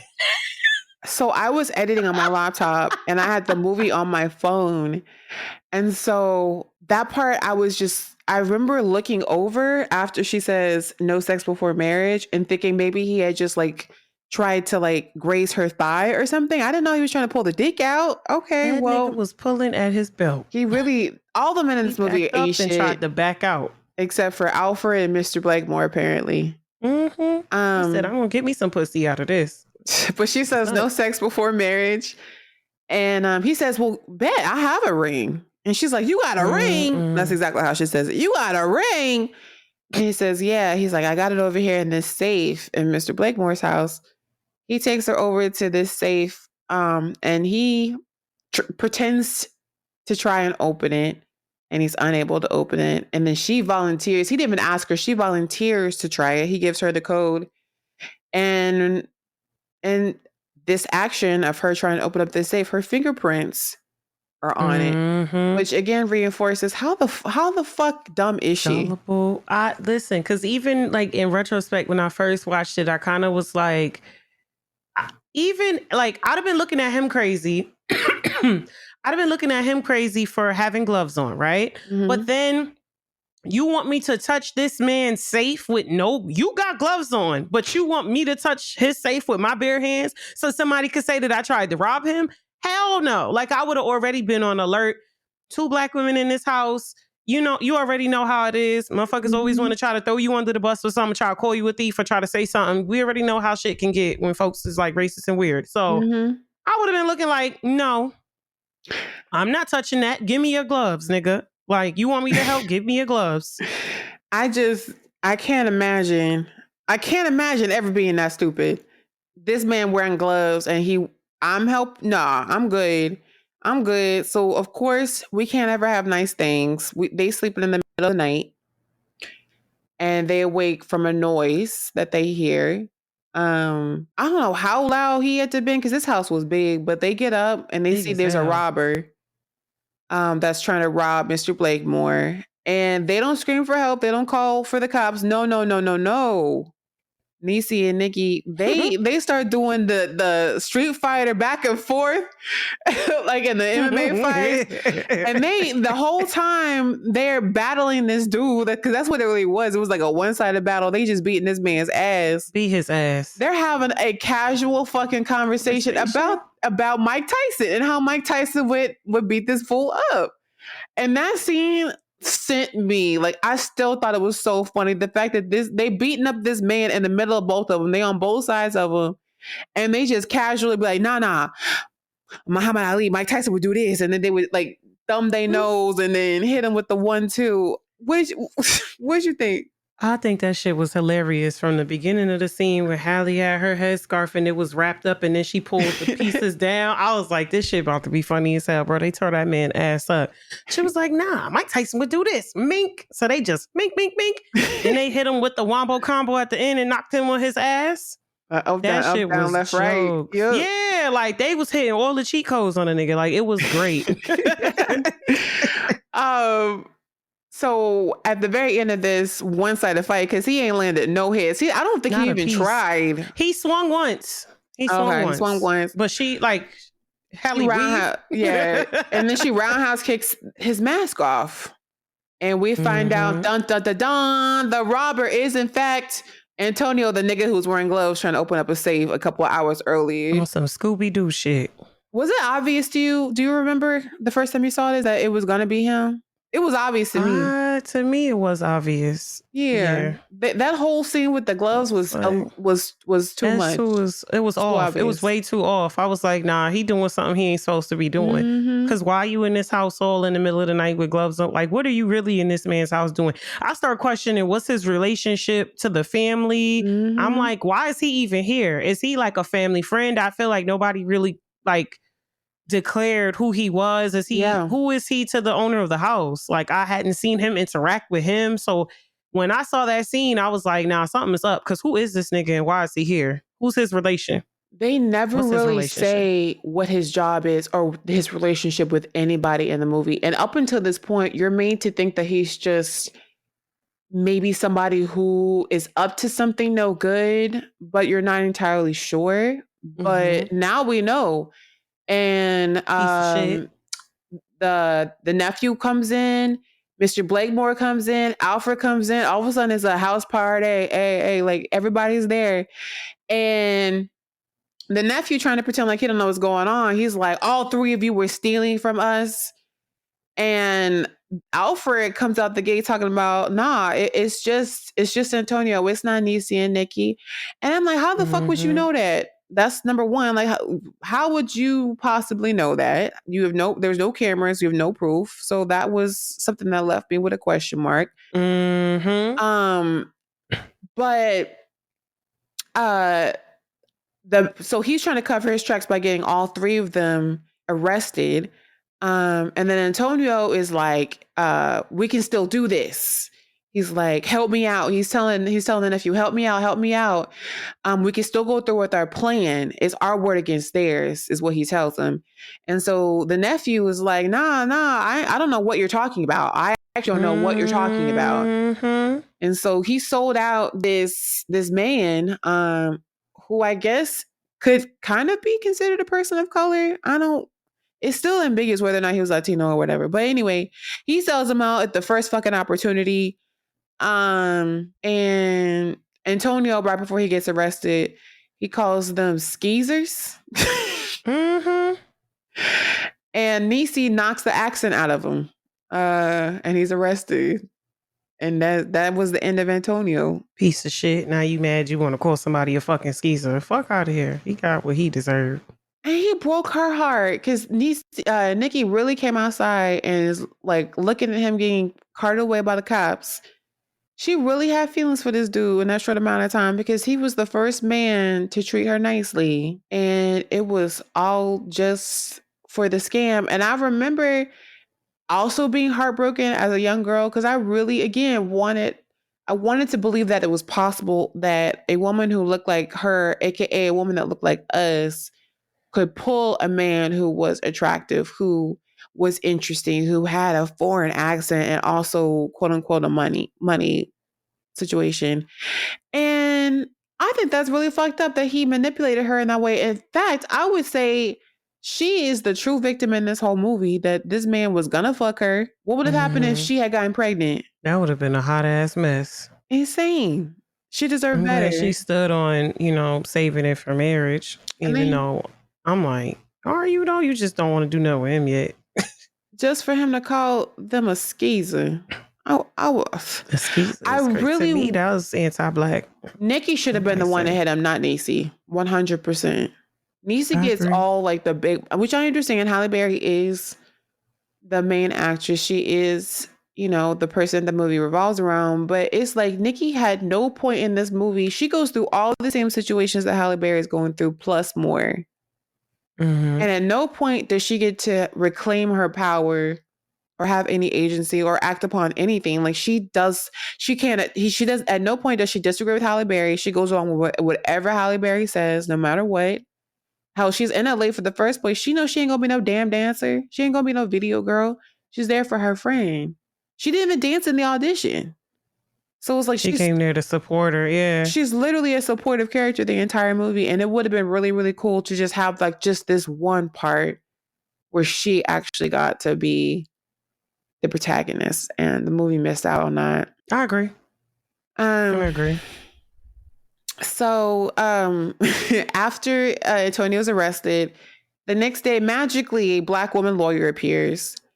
And she tells everyone that Isaac, aka the nephew, is filing for a competency hearing for Mr. Blakemore. And he claims, as the lawyer says, that two ghetto Black girls broke into Mr. Blakemore's home, and Mr. Blakemore is allowing them to rob him blind.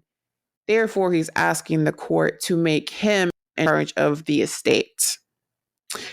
And Mr. Blakemore in the next scene asks Niecy and Nikki if they were paid to be there with him or if they're just there with him because they want to be there with him. And they lie. They lie straight to his face. I was so mad that they lied. They lied. Like, you got the opportunity to tell the truth and you lied. For what? I don't know. With no hesitation. I didn't even think about it. They lie. And then he says, okay, I've never trusted anybody like this. Here's $50,000. He hands them a check for $50,000. And then Niecy immediately, again, gets this big opportunity, this big moment to say, no, I'm not going to take your money. And then Nikki actually rips the check in half. So I guess we're supposed to say, like, this is growth. Like, at this point, their relationship with this old white man is worth more to them than $50,000. Yeah, the fuck right. No, but a piece. So that's 100,000. Because when you one looked at the check said 50, so I'm like, so they must have got 50-50. 100,000. And Well, they said, nah. They did. They ripped it up. And then he says, I feel like dancing. Dead ass. He's like, I feel like dancing.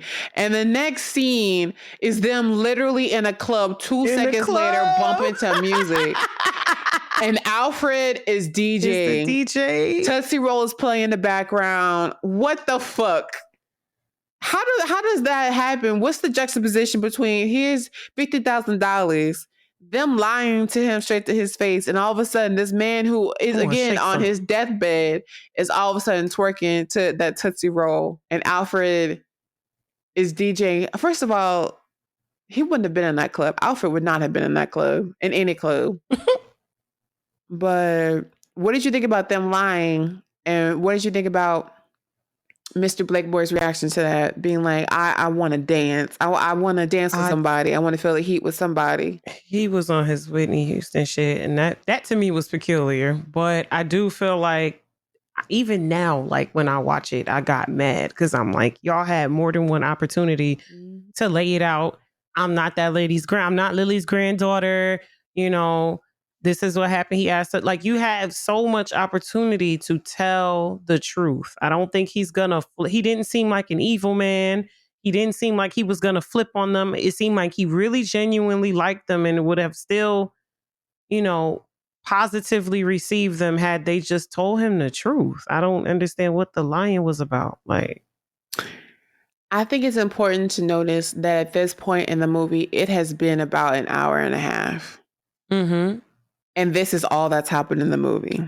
They're still lying to this man. This man is still the picture of perfect health. They have no communication with their boyfriends.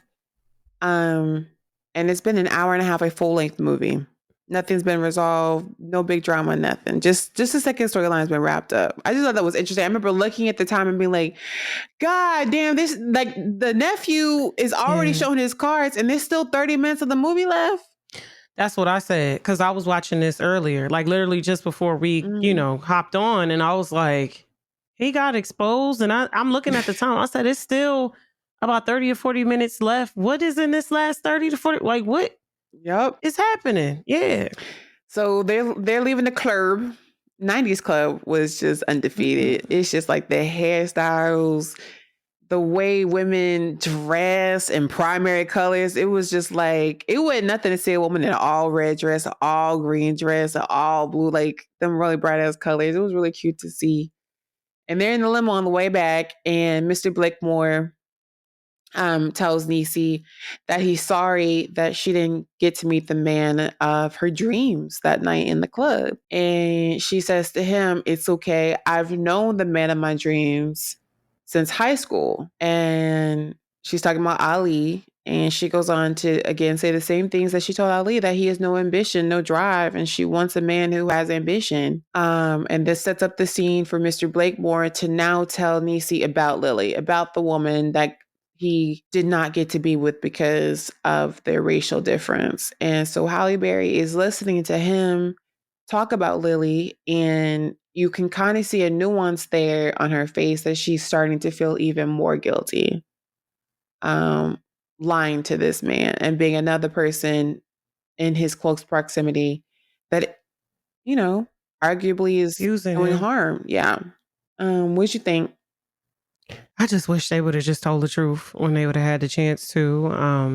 I thought that, I ain't gonna lie, when she was like, oh, I already know the man of my dreams, I made a face because I was like, what was the face? Let me see the face. I was like, oh, stank face. Like, I made a stank face. I was like, what the fuck? I'm like, bro, you in Hollywood.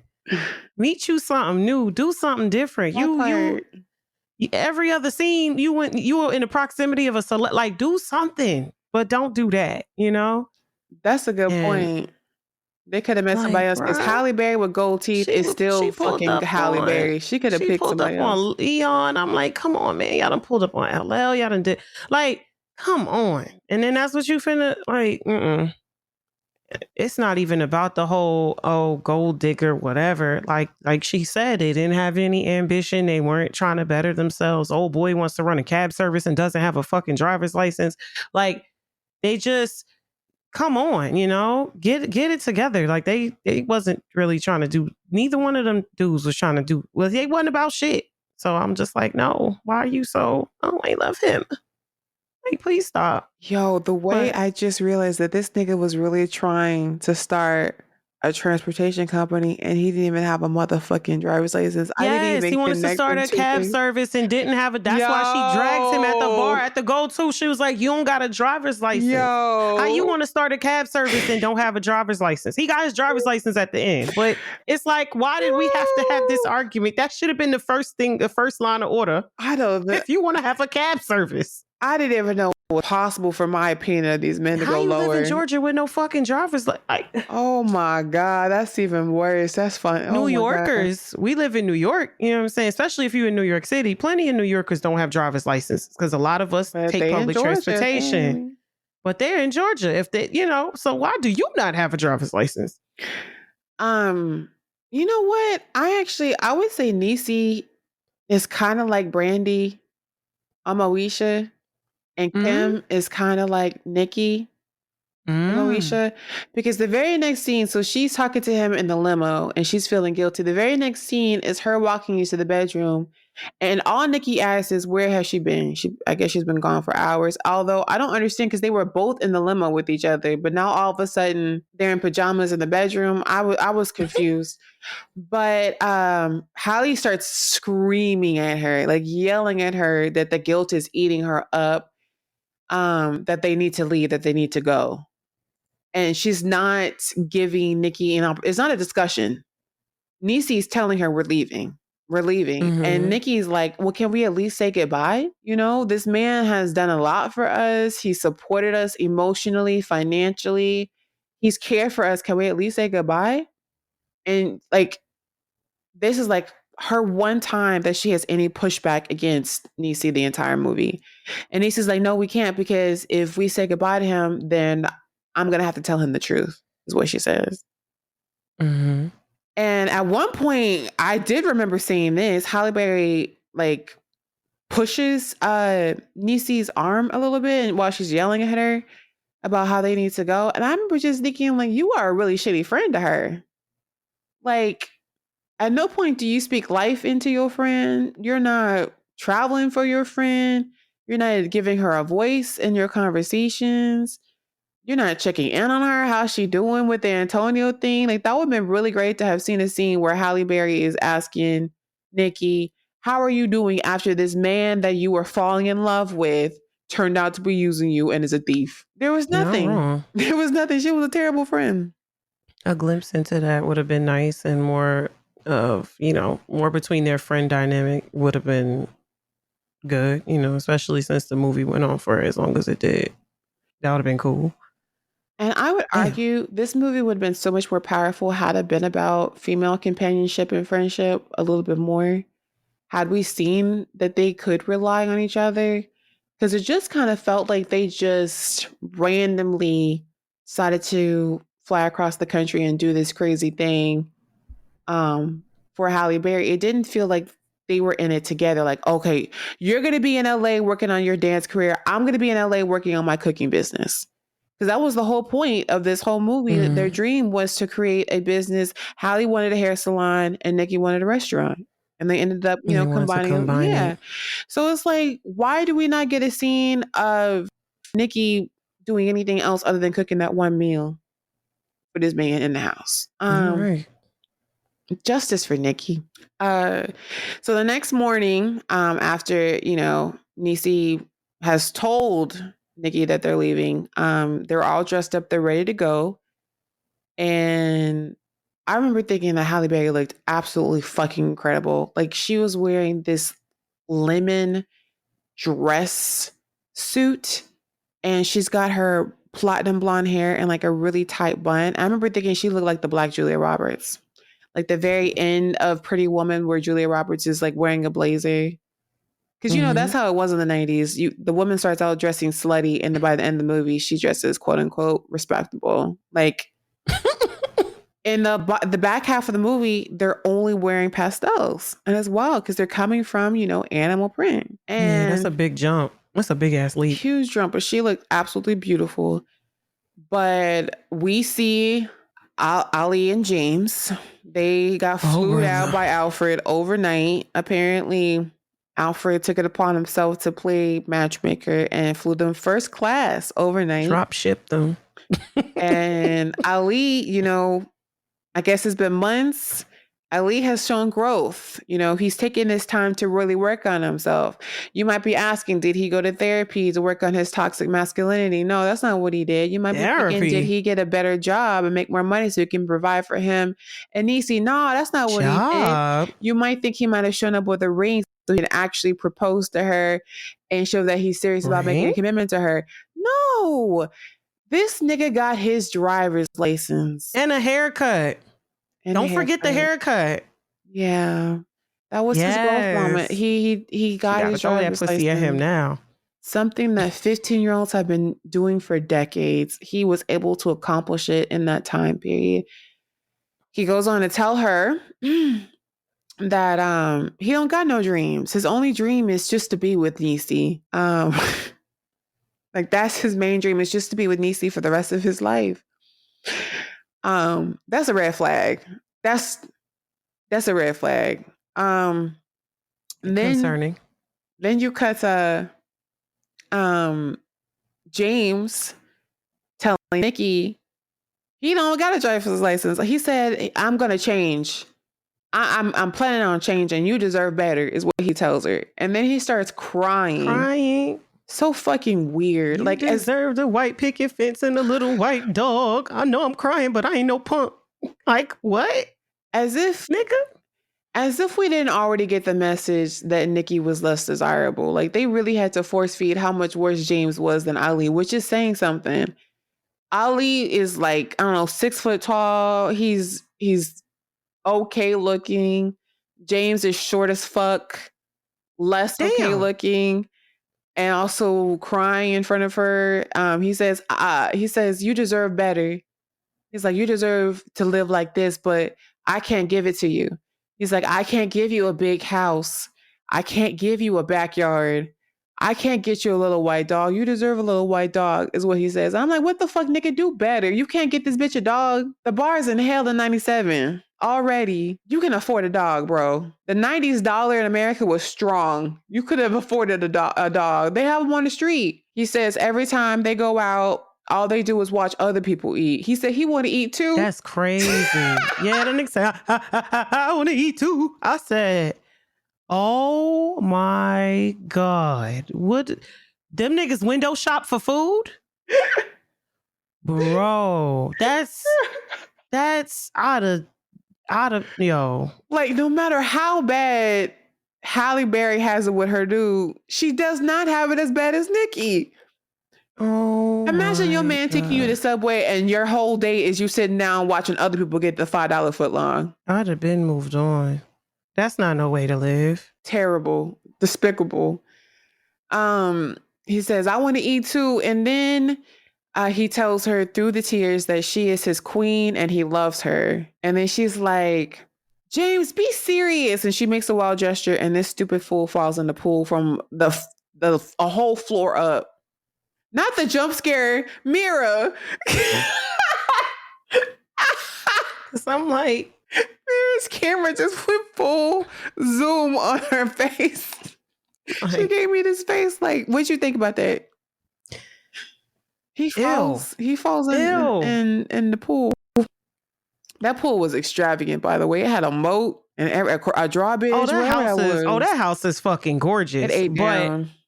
That house is gorgeous. I was like, damn, I must be getting old because I never cared about shit like this. I'm like, this house is really nice. Mm-hmm. Like, I'm looking at the architecture, how it's decorated from the rooter to the tutor the whole time. But no, fuck him.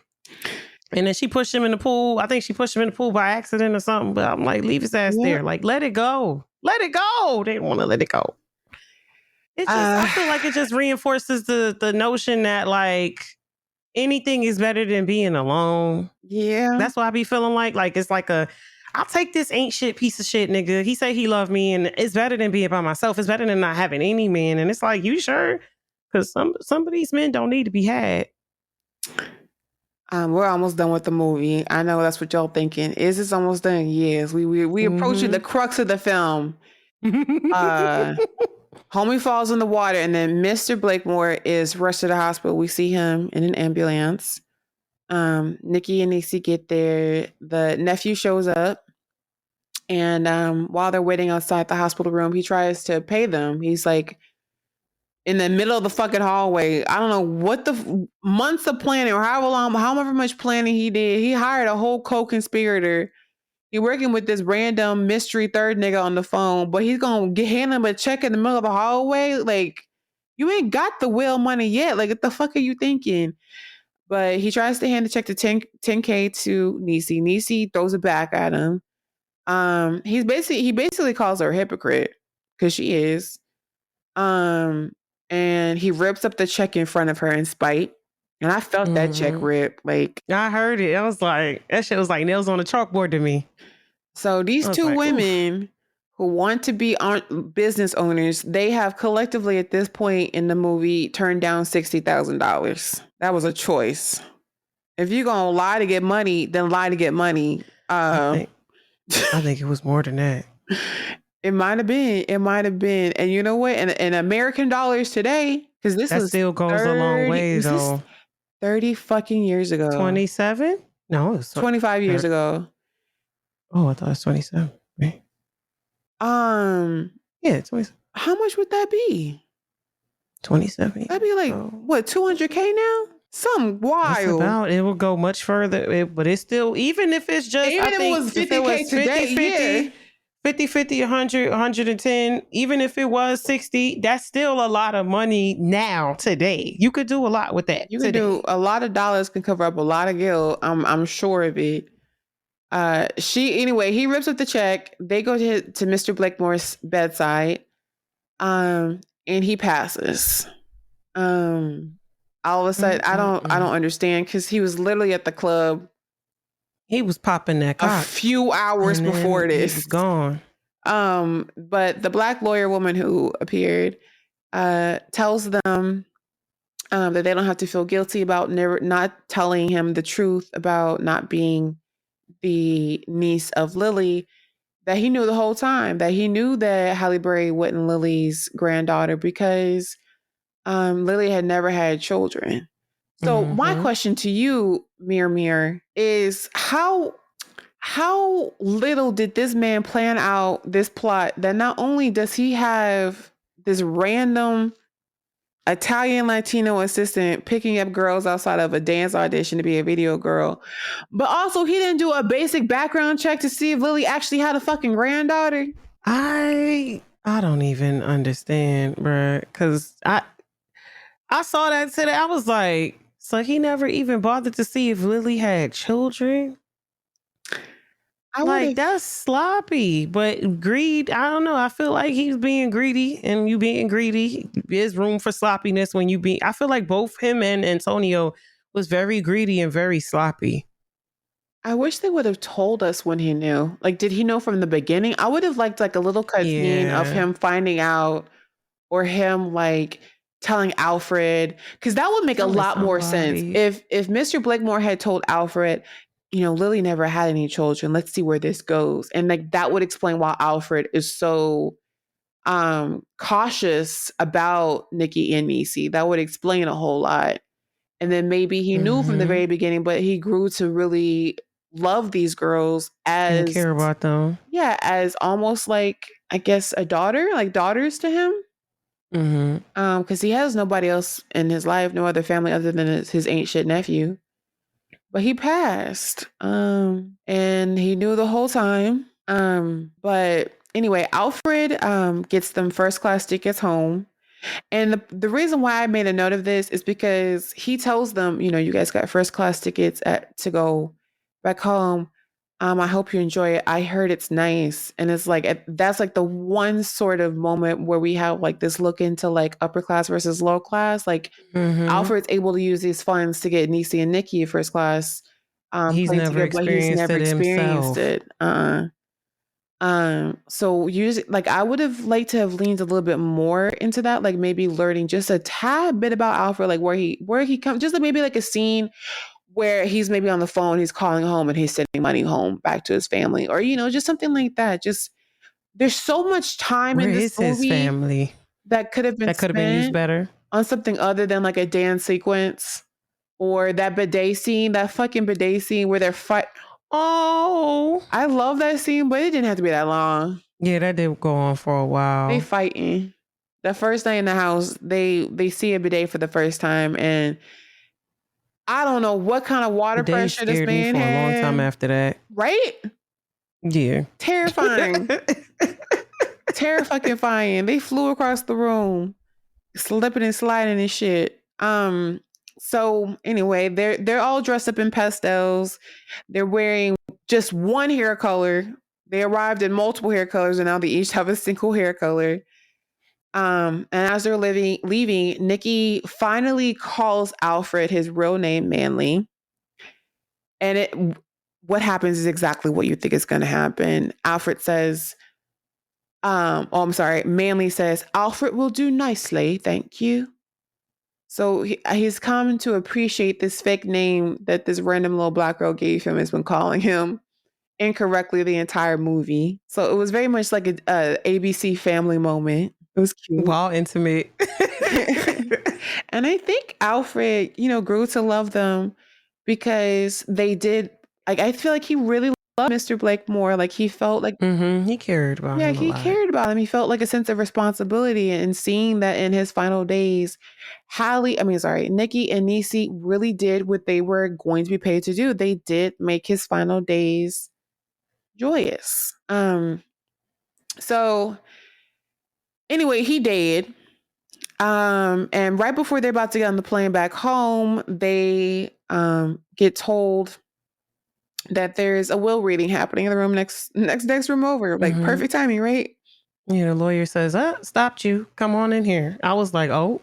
Like, it's like, are they leaving the very next day after he's dead? It looked like they left right. They was trying to leave right after. And the lawyer kind of intercepted. Like, she caught them just in time. Intercepted them at the door damn near. Like, I just thought it would I take gotta talk to longer y'all. to do a will reading. Like it hadn't even been 12 hours since homie died before she reading the will. That's wild. But she read the hell out of that will. The black woman lawyer, because I have to call her that because they never give her a name. So the black woman lawyer is reading out the will, and the very first thing she starts to read is from Mr. Blakemore. He wants to thank his B.A.P.S, and Niecy's like, B.A.P.S? And then we learned that B.A.P stands for Black American Princesses, which I think was made up. I don't know if that term existed before. I've definitely heard JAP, all my life, Jewish American princess. But I thought it was really cool, and it made me really want to see a movie called B.A.P.S, that's a Black American Princess, but actually make it good. Like, it made me actually want to see a movie where a black girl, like a Princess Diaries, but with a black girl. I would love to see that shit. That would be fire. That would be so fucking cute. That would be fire. If they had made that in the 90s with like Kyla Pratt, somebody like that, that would have been so cute. Anybody but Brandy. Damn, you don't like Brandy? Oh no. I like Brandy, but Brandy is she's not a good actress. Let's be clear. She plays Moesha in everything she's ever been in. Now you about to make me go back and like reanalyze this now. Oh my God. Okay, I still know what you did last summer, Moesha. What else was she in? And Cinderella, she was also Moesha, just with a higher pitched voice. Like, impossible for a plain country bumpkin and a prince to join in marriage. Did you ever watch that movie?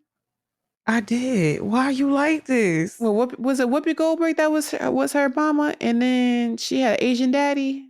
Am I confusing that? Yes. And then I think the queen, or no, the fairy godmom was Whitney. Wasn't the fairy godmom Whitney Houston? Yes, it was. Yes.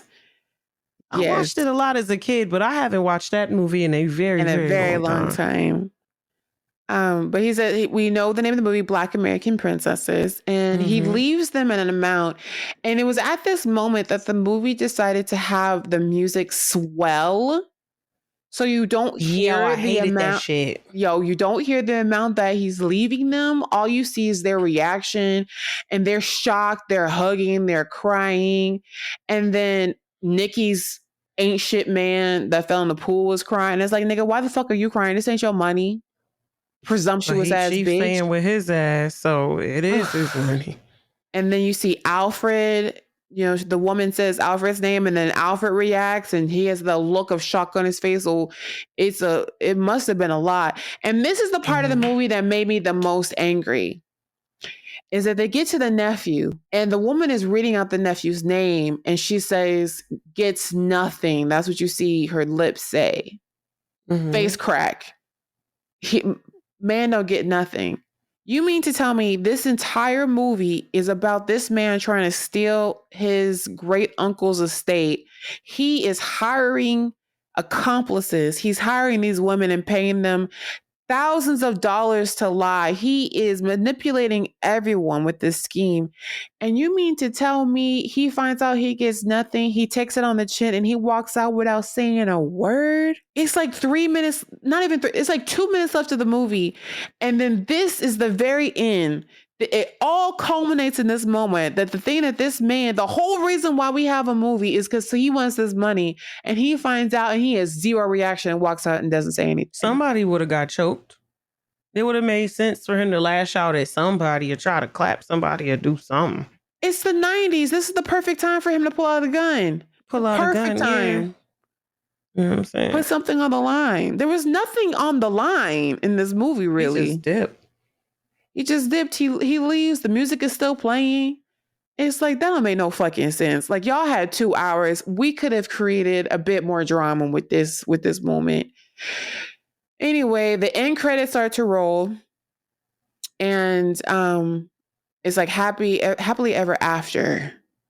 And then we see the grand opening of a salon/restaurant in Beverly Hills. I literally wrote LMAO, what? Like a salon/restaurant in Beverly Hills. It was like, on one hand, at the time, I remember thinking this is so ridiculous and weird, it would never be successful. But now, cut to 2024, that shit would pop off if it doesn't already exist. A salon and a restaurant. Yeah, if they can keep things clean and don't mess up any, like, hit any food violations, I think that would be like a good thing to do. Because I definitely remember thinking that shit was nuts when the movie first came out. I was like, what? But I'm like, it's not that bad of a...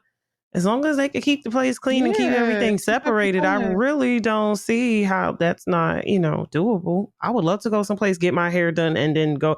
Imagine that's a cool date with your homegirls. Let's get our hair done and then go to the other side of the venue and get some food, get some drinks. Like, it's a smart business idea. I remember when I used to live in California, I used to go to this laundromat that was also a full service restaurant. I fucking love that shit. Serve me food everywhere, please.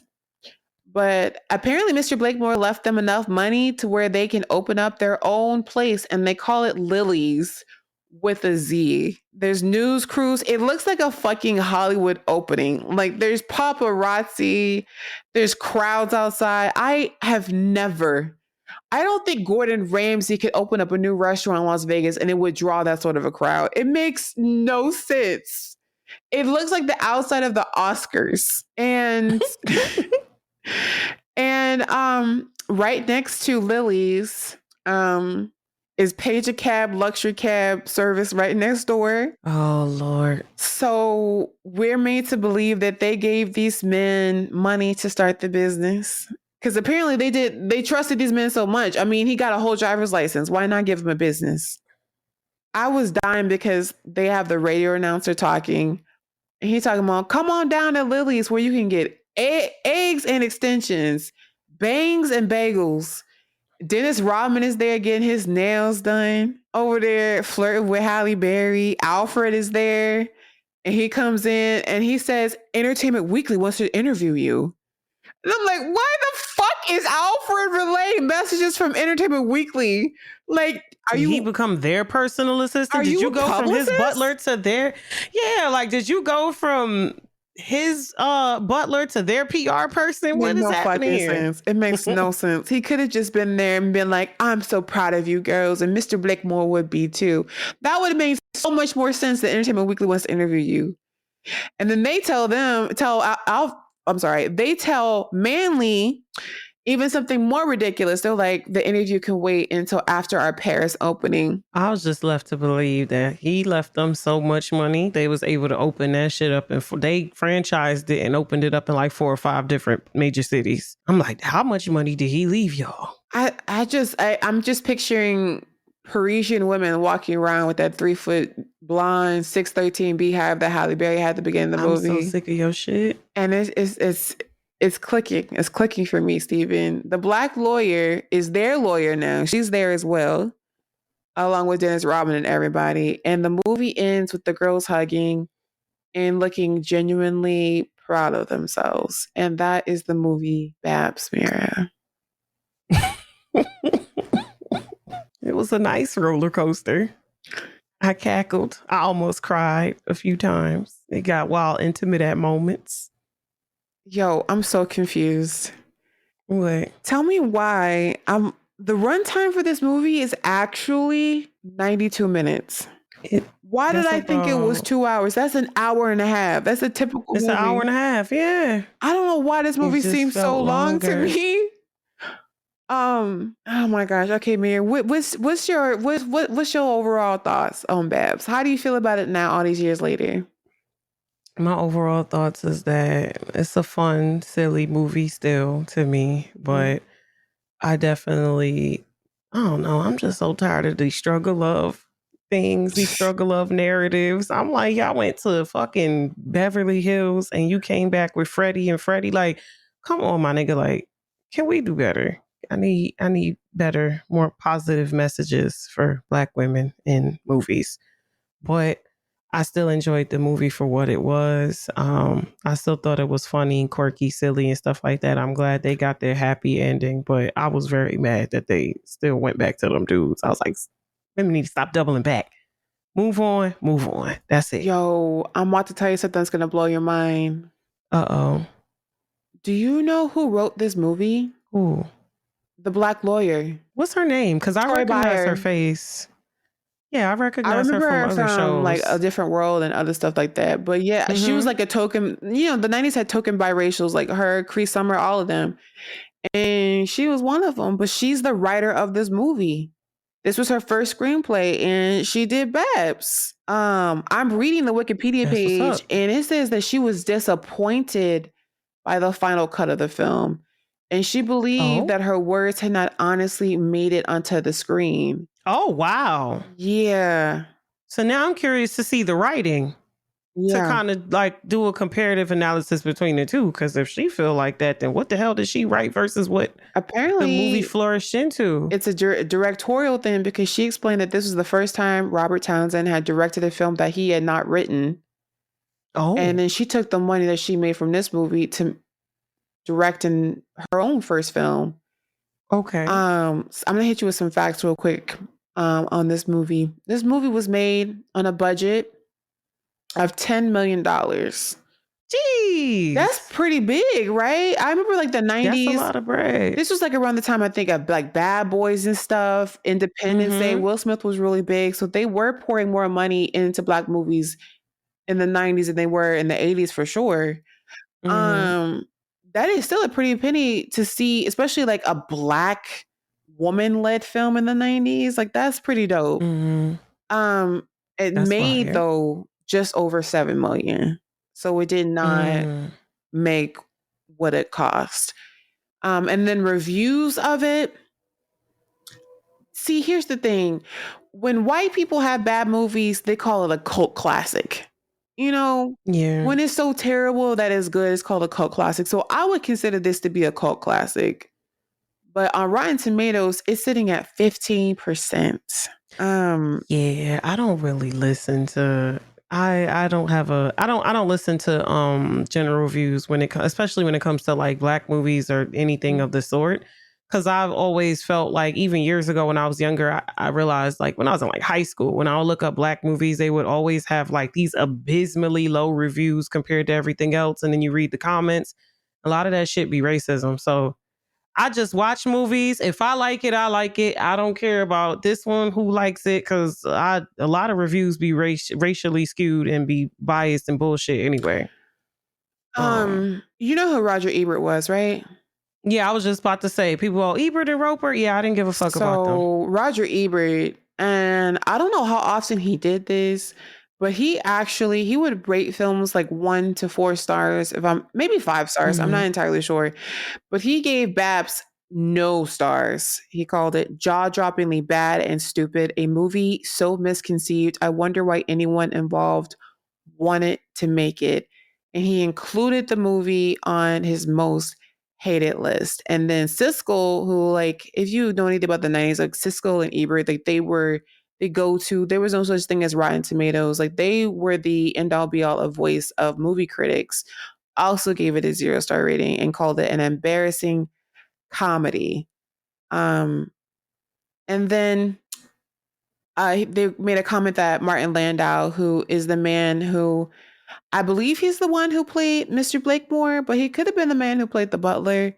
They said that he looked very uncomfortable in a ridiculous role, and that it's a movie about two women who play into shameless stereotypes in a film without a single laugh. Ouch. Do you agree on any level with that statement that Babs is a movie about two No, women playing into a shameless stereotype without a single laugh? no. And I think that viewpoint on it is corny, but I would expect that to come from them. So it's not surprising to me.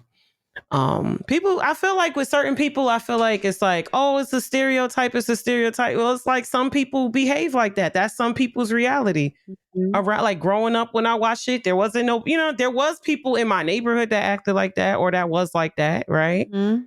So it's like, so there are people that are like that exist. So it's just like, it's like, leave people the fuck alone. I don't know. It's just very weird. And that just brings up a whole bunch of like, respectable black people should behave like this and black people should behave like that conversation. I do not care for that shit. I don't care for anything these So motherfuckers say. we always have to disagree, and this time is no exception. Mm-hmm. And I'm going to tell you why. On the surface level, absolutely, I agree. There are definitely women then and now who talk this way, who dress this way, wear this hair this way. For me, the problem was who they had play this role, Halle Berry. The Okay. fact that we have a woman who is biracial, who speaks very traditional, generic English on a regular basis, who is very beautiful, who has been seen as what by white men to be the ideal black woman. If they had to be with a black woman, they'd be with Halle Berry. I think if it had been played by a woman who Monoracial? it feels like blackface Because it's her? because it's Halle Berry, just a I tad, actually, just like okay. how they took. And I'm gonna be honest with you. Mhm. I didn't know Halle Berry was biracial until recently. Like, I would say I only found that out within the past 5 years. So growing up, I'm not even looking at it like that. I'm looking at it like, oh, she's a black woman. I didn't even realize she was biracial.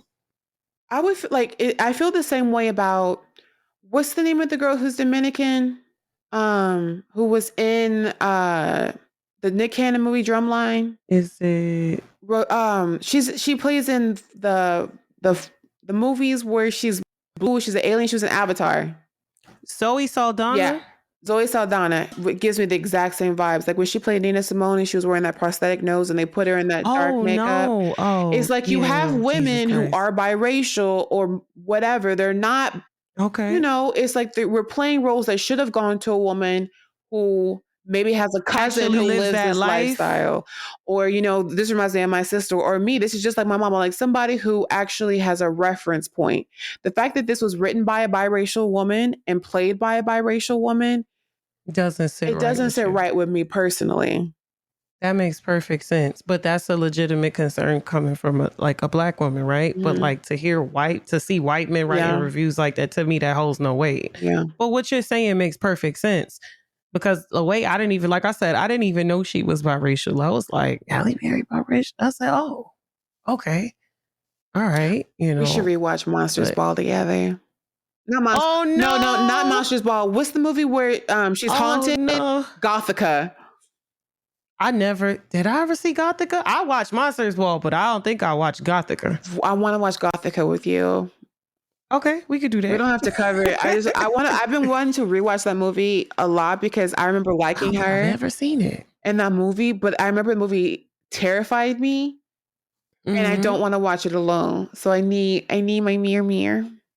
Not you scared? Absolutely. Oh, and it's a horror movie too? It's well, maybe I'll get me an more edible. Like, have you ever seen Don't Say a Word with Brittany Murphy? And if I do, I don't remember. I would consider it more of like a thriller. Thriller? Yeah. A supernatural thriller. Crime drama. My mama loved those. I know she probably seen that shit then. Yeah, it's good. I love those. And that is the movie B.A.P.S, and that was our first time covering a film. My overall thoughts for this. I still love this movie. It's problematic as fuck. I don't like a lot of the elements in this movie. I really wish there was more depth to it. Obviously, I wish there was more of a illumination, more growth in Nikki. I wish there was more of their friendship shown in this movie because the growth in it just seems to be a solitary experience for Halle Berry. And it kind of just seems like Nikki changed her style and her way of thinking to emulate Halle Berry. Like we don't see her have any personal growth or development. Yeah. But as like in terms of 90s Black movies, there are a lot worse. We've talked about a lot worse. Oh, Jesus. So I think we should give a grade to this. I think if I was going to give this movie a grade for the 90s period and for the nostalgia's sake and for the fashions, because some of these outfits bring the 90s back. I like their outfits. Yes. I would give this movie a C+. What about you? I'm definitely in the C plus B range. I think I would give it a C plus for the same reasons you listed. I did like the outfits and the stuff, and it is some good nostalgia and seeing all these different celebrities and people that we grew up admiring and fuck with. So it was good. It was cool. It's a nice little laugh to go back and just watch and have fun and like, look back on the times and shit. I will say, like, I cannot think of another movie until Beauty Shop that features a Black woman trying to start her own business. You serious? I can't think of any. Can you? No. So I'm gonna give credit to that we did see like her ultimate goal in the movie. Like, yeah, she's heartbroken. I will say that Halle Berry was not moping around all the time in this movie over this man. I will say that her ultimate goal wasn't, to make something of herself, to make some man love her. Like, her goal was to be successful, and she can bring this dude along for the ride. I do appreciate that too. You know what? I'm gonna give it a C++. That's what I'm gonna give it. Hey guys, this is Mercedes talking. I'm trying to edit this podcast. Apparently, the rest of our recording is gone. So I'm doing a little impromptu ending. Apologies for that, but stuff happens. But if you like this new format of us talking about movies that we've seen and kind of doing a recap, please send us a message. We have no idea what you guys like and what you don't like. If you guys like us talking about celebrities, if you like us talking about set topics, if you like it when we do listener letters, we have no idea. So please shoot us an email or a DM and let us know, and rate us wherever you listen to podcasts, and we will be back next week. All right, love you guys. Bye.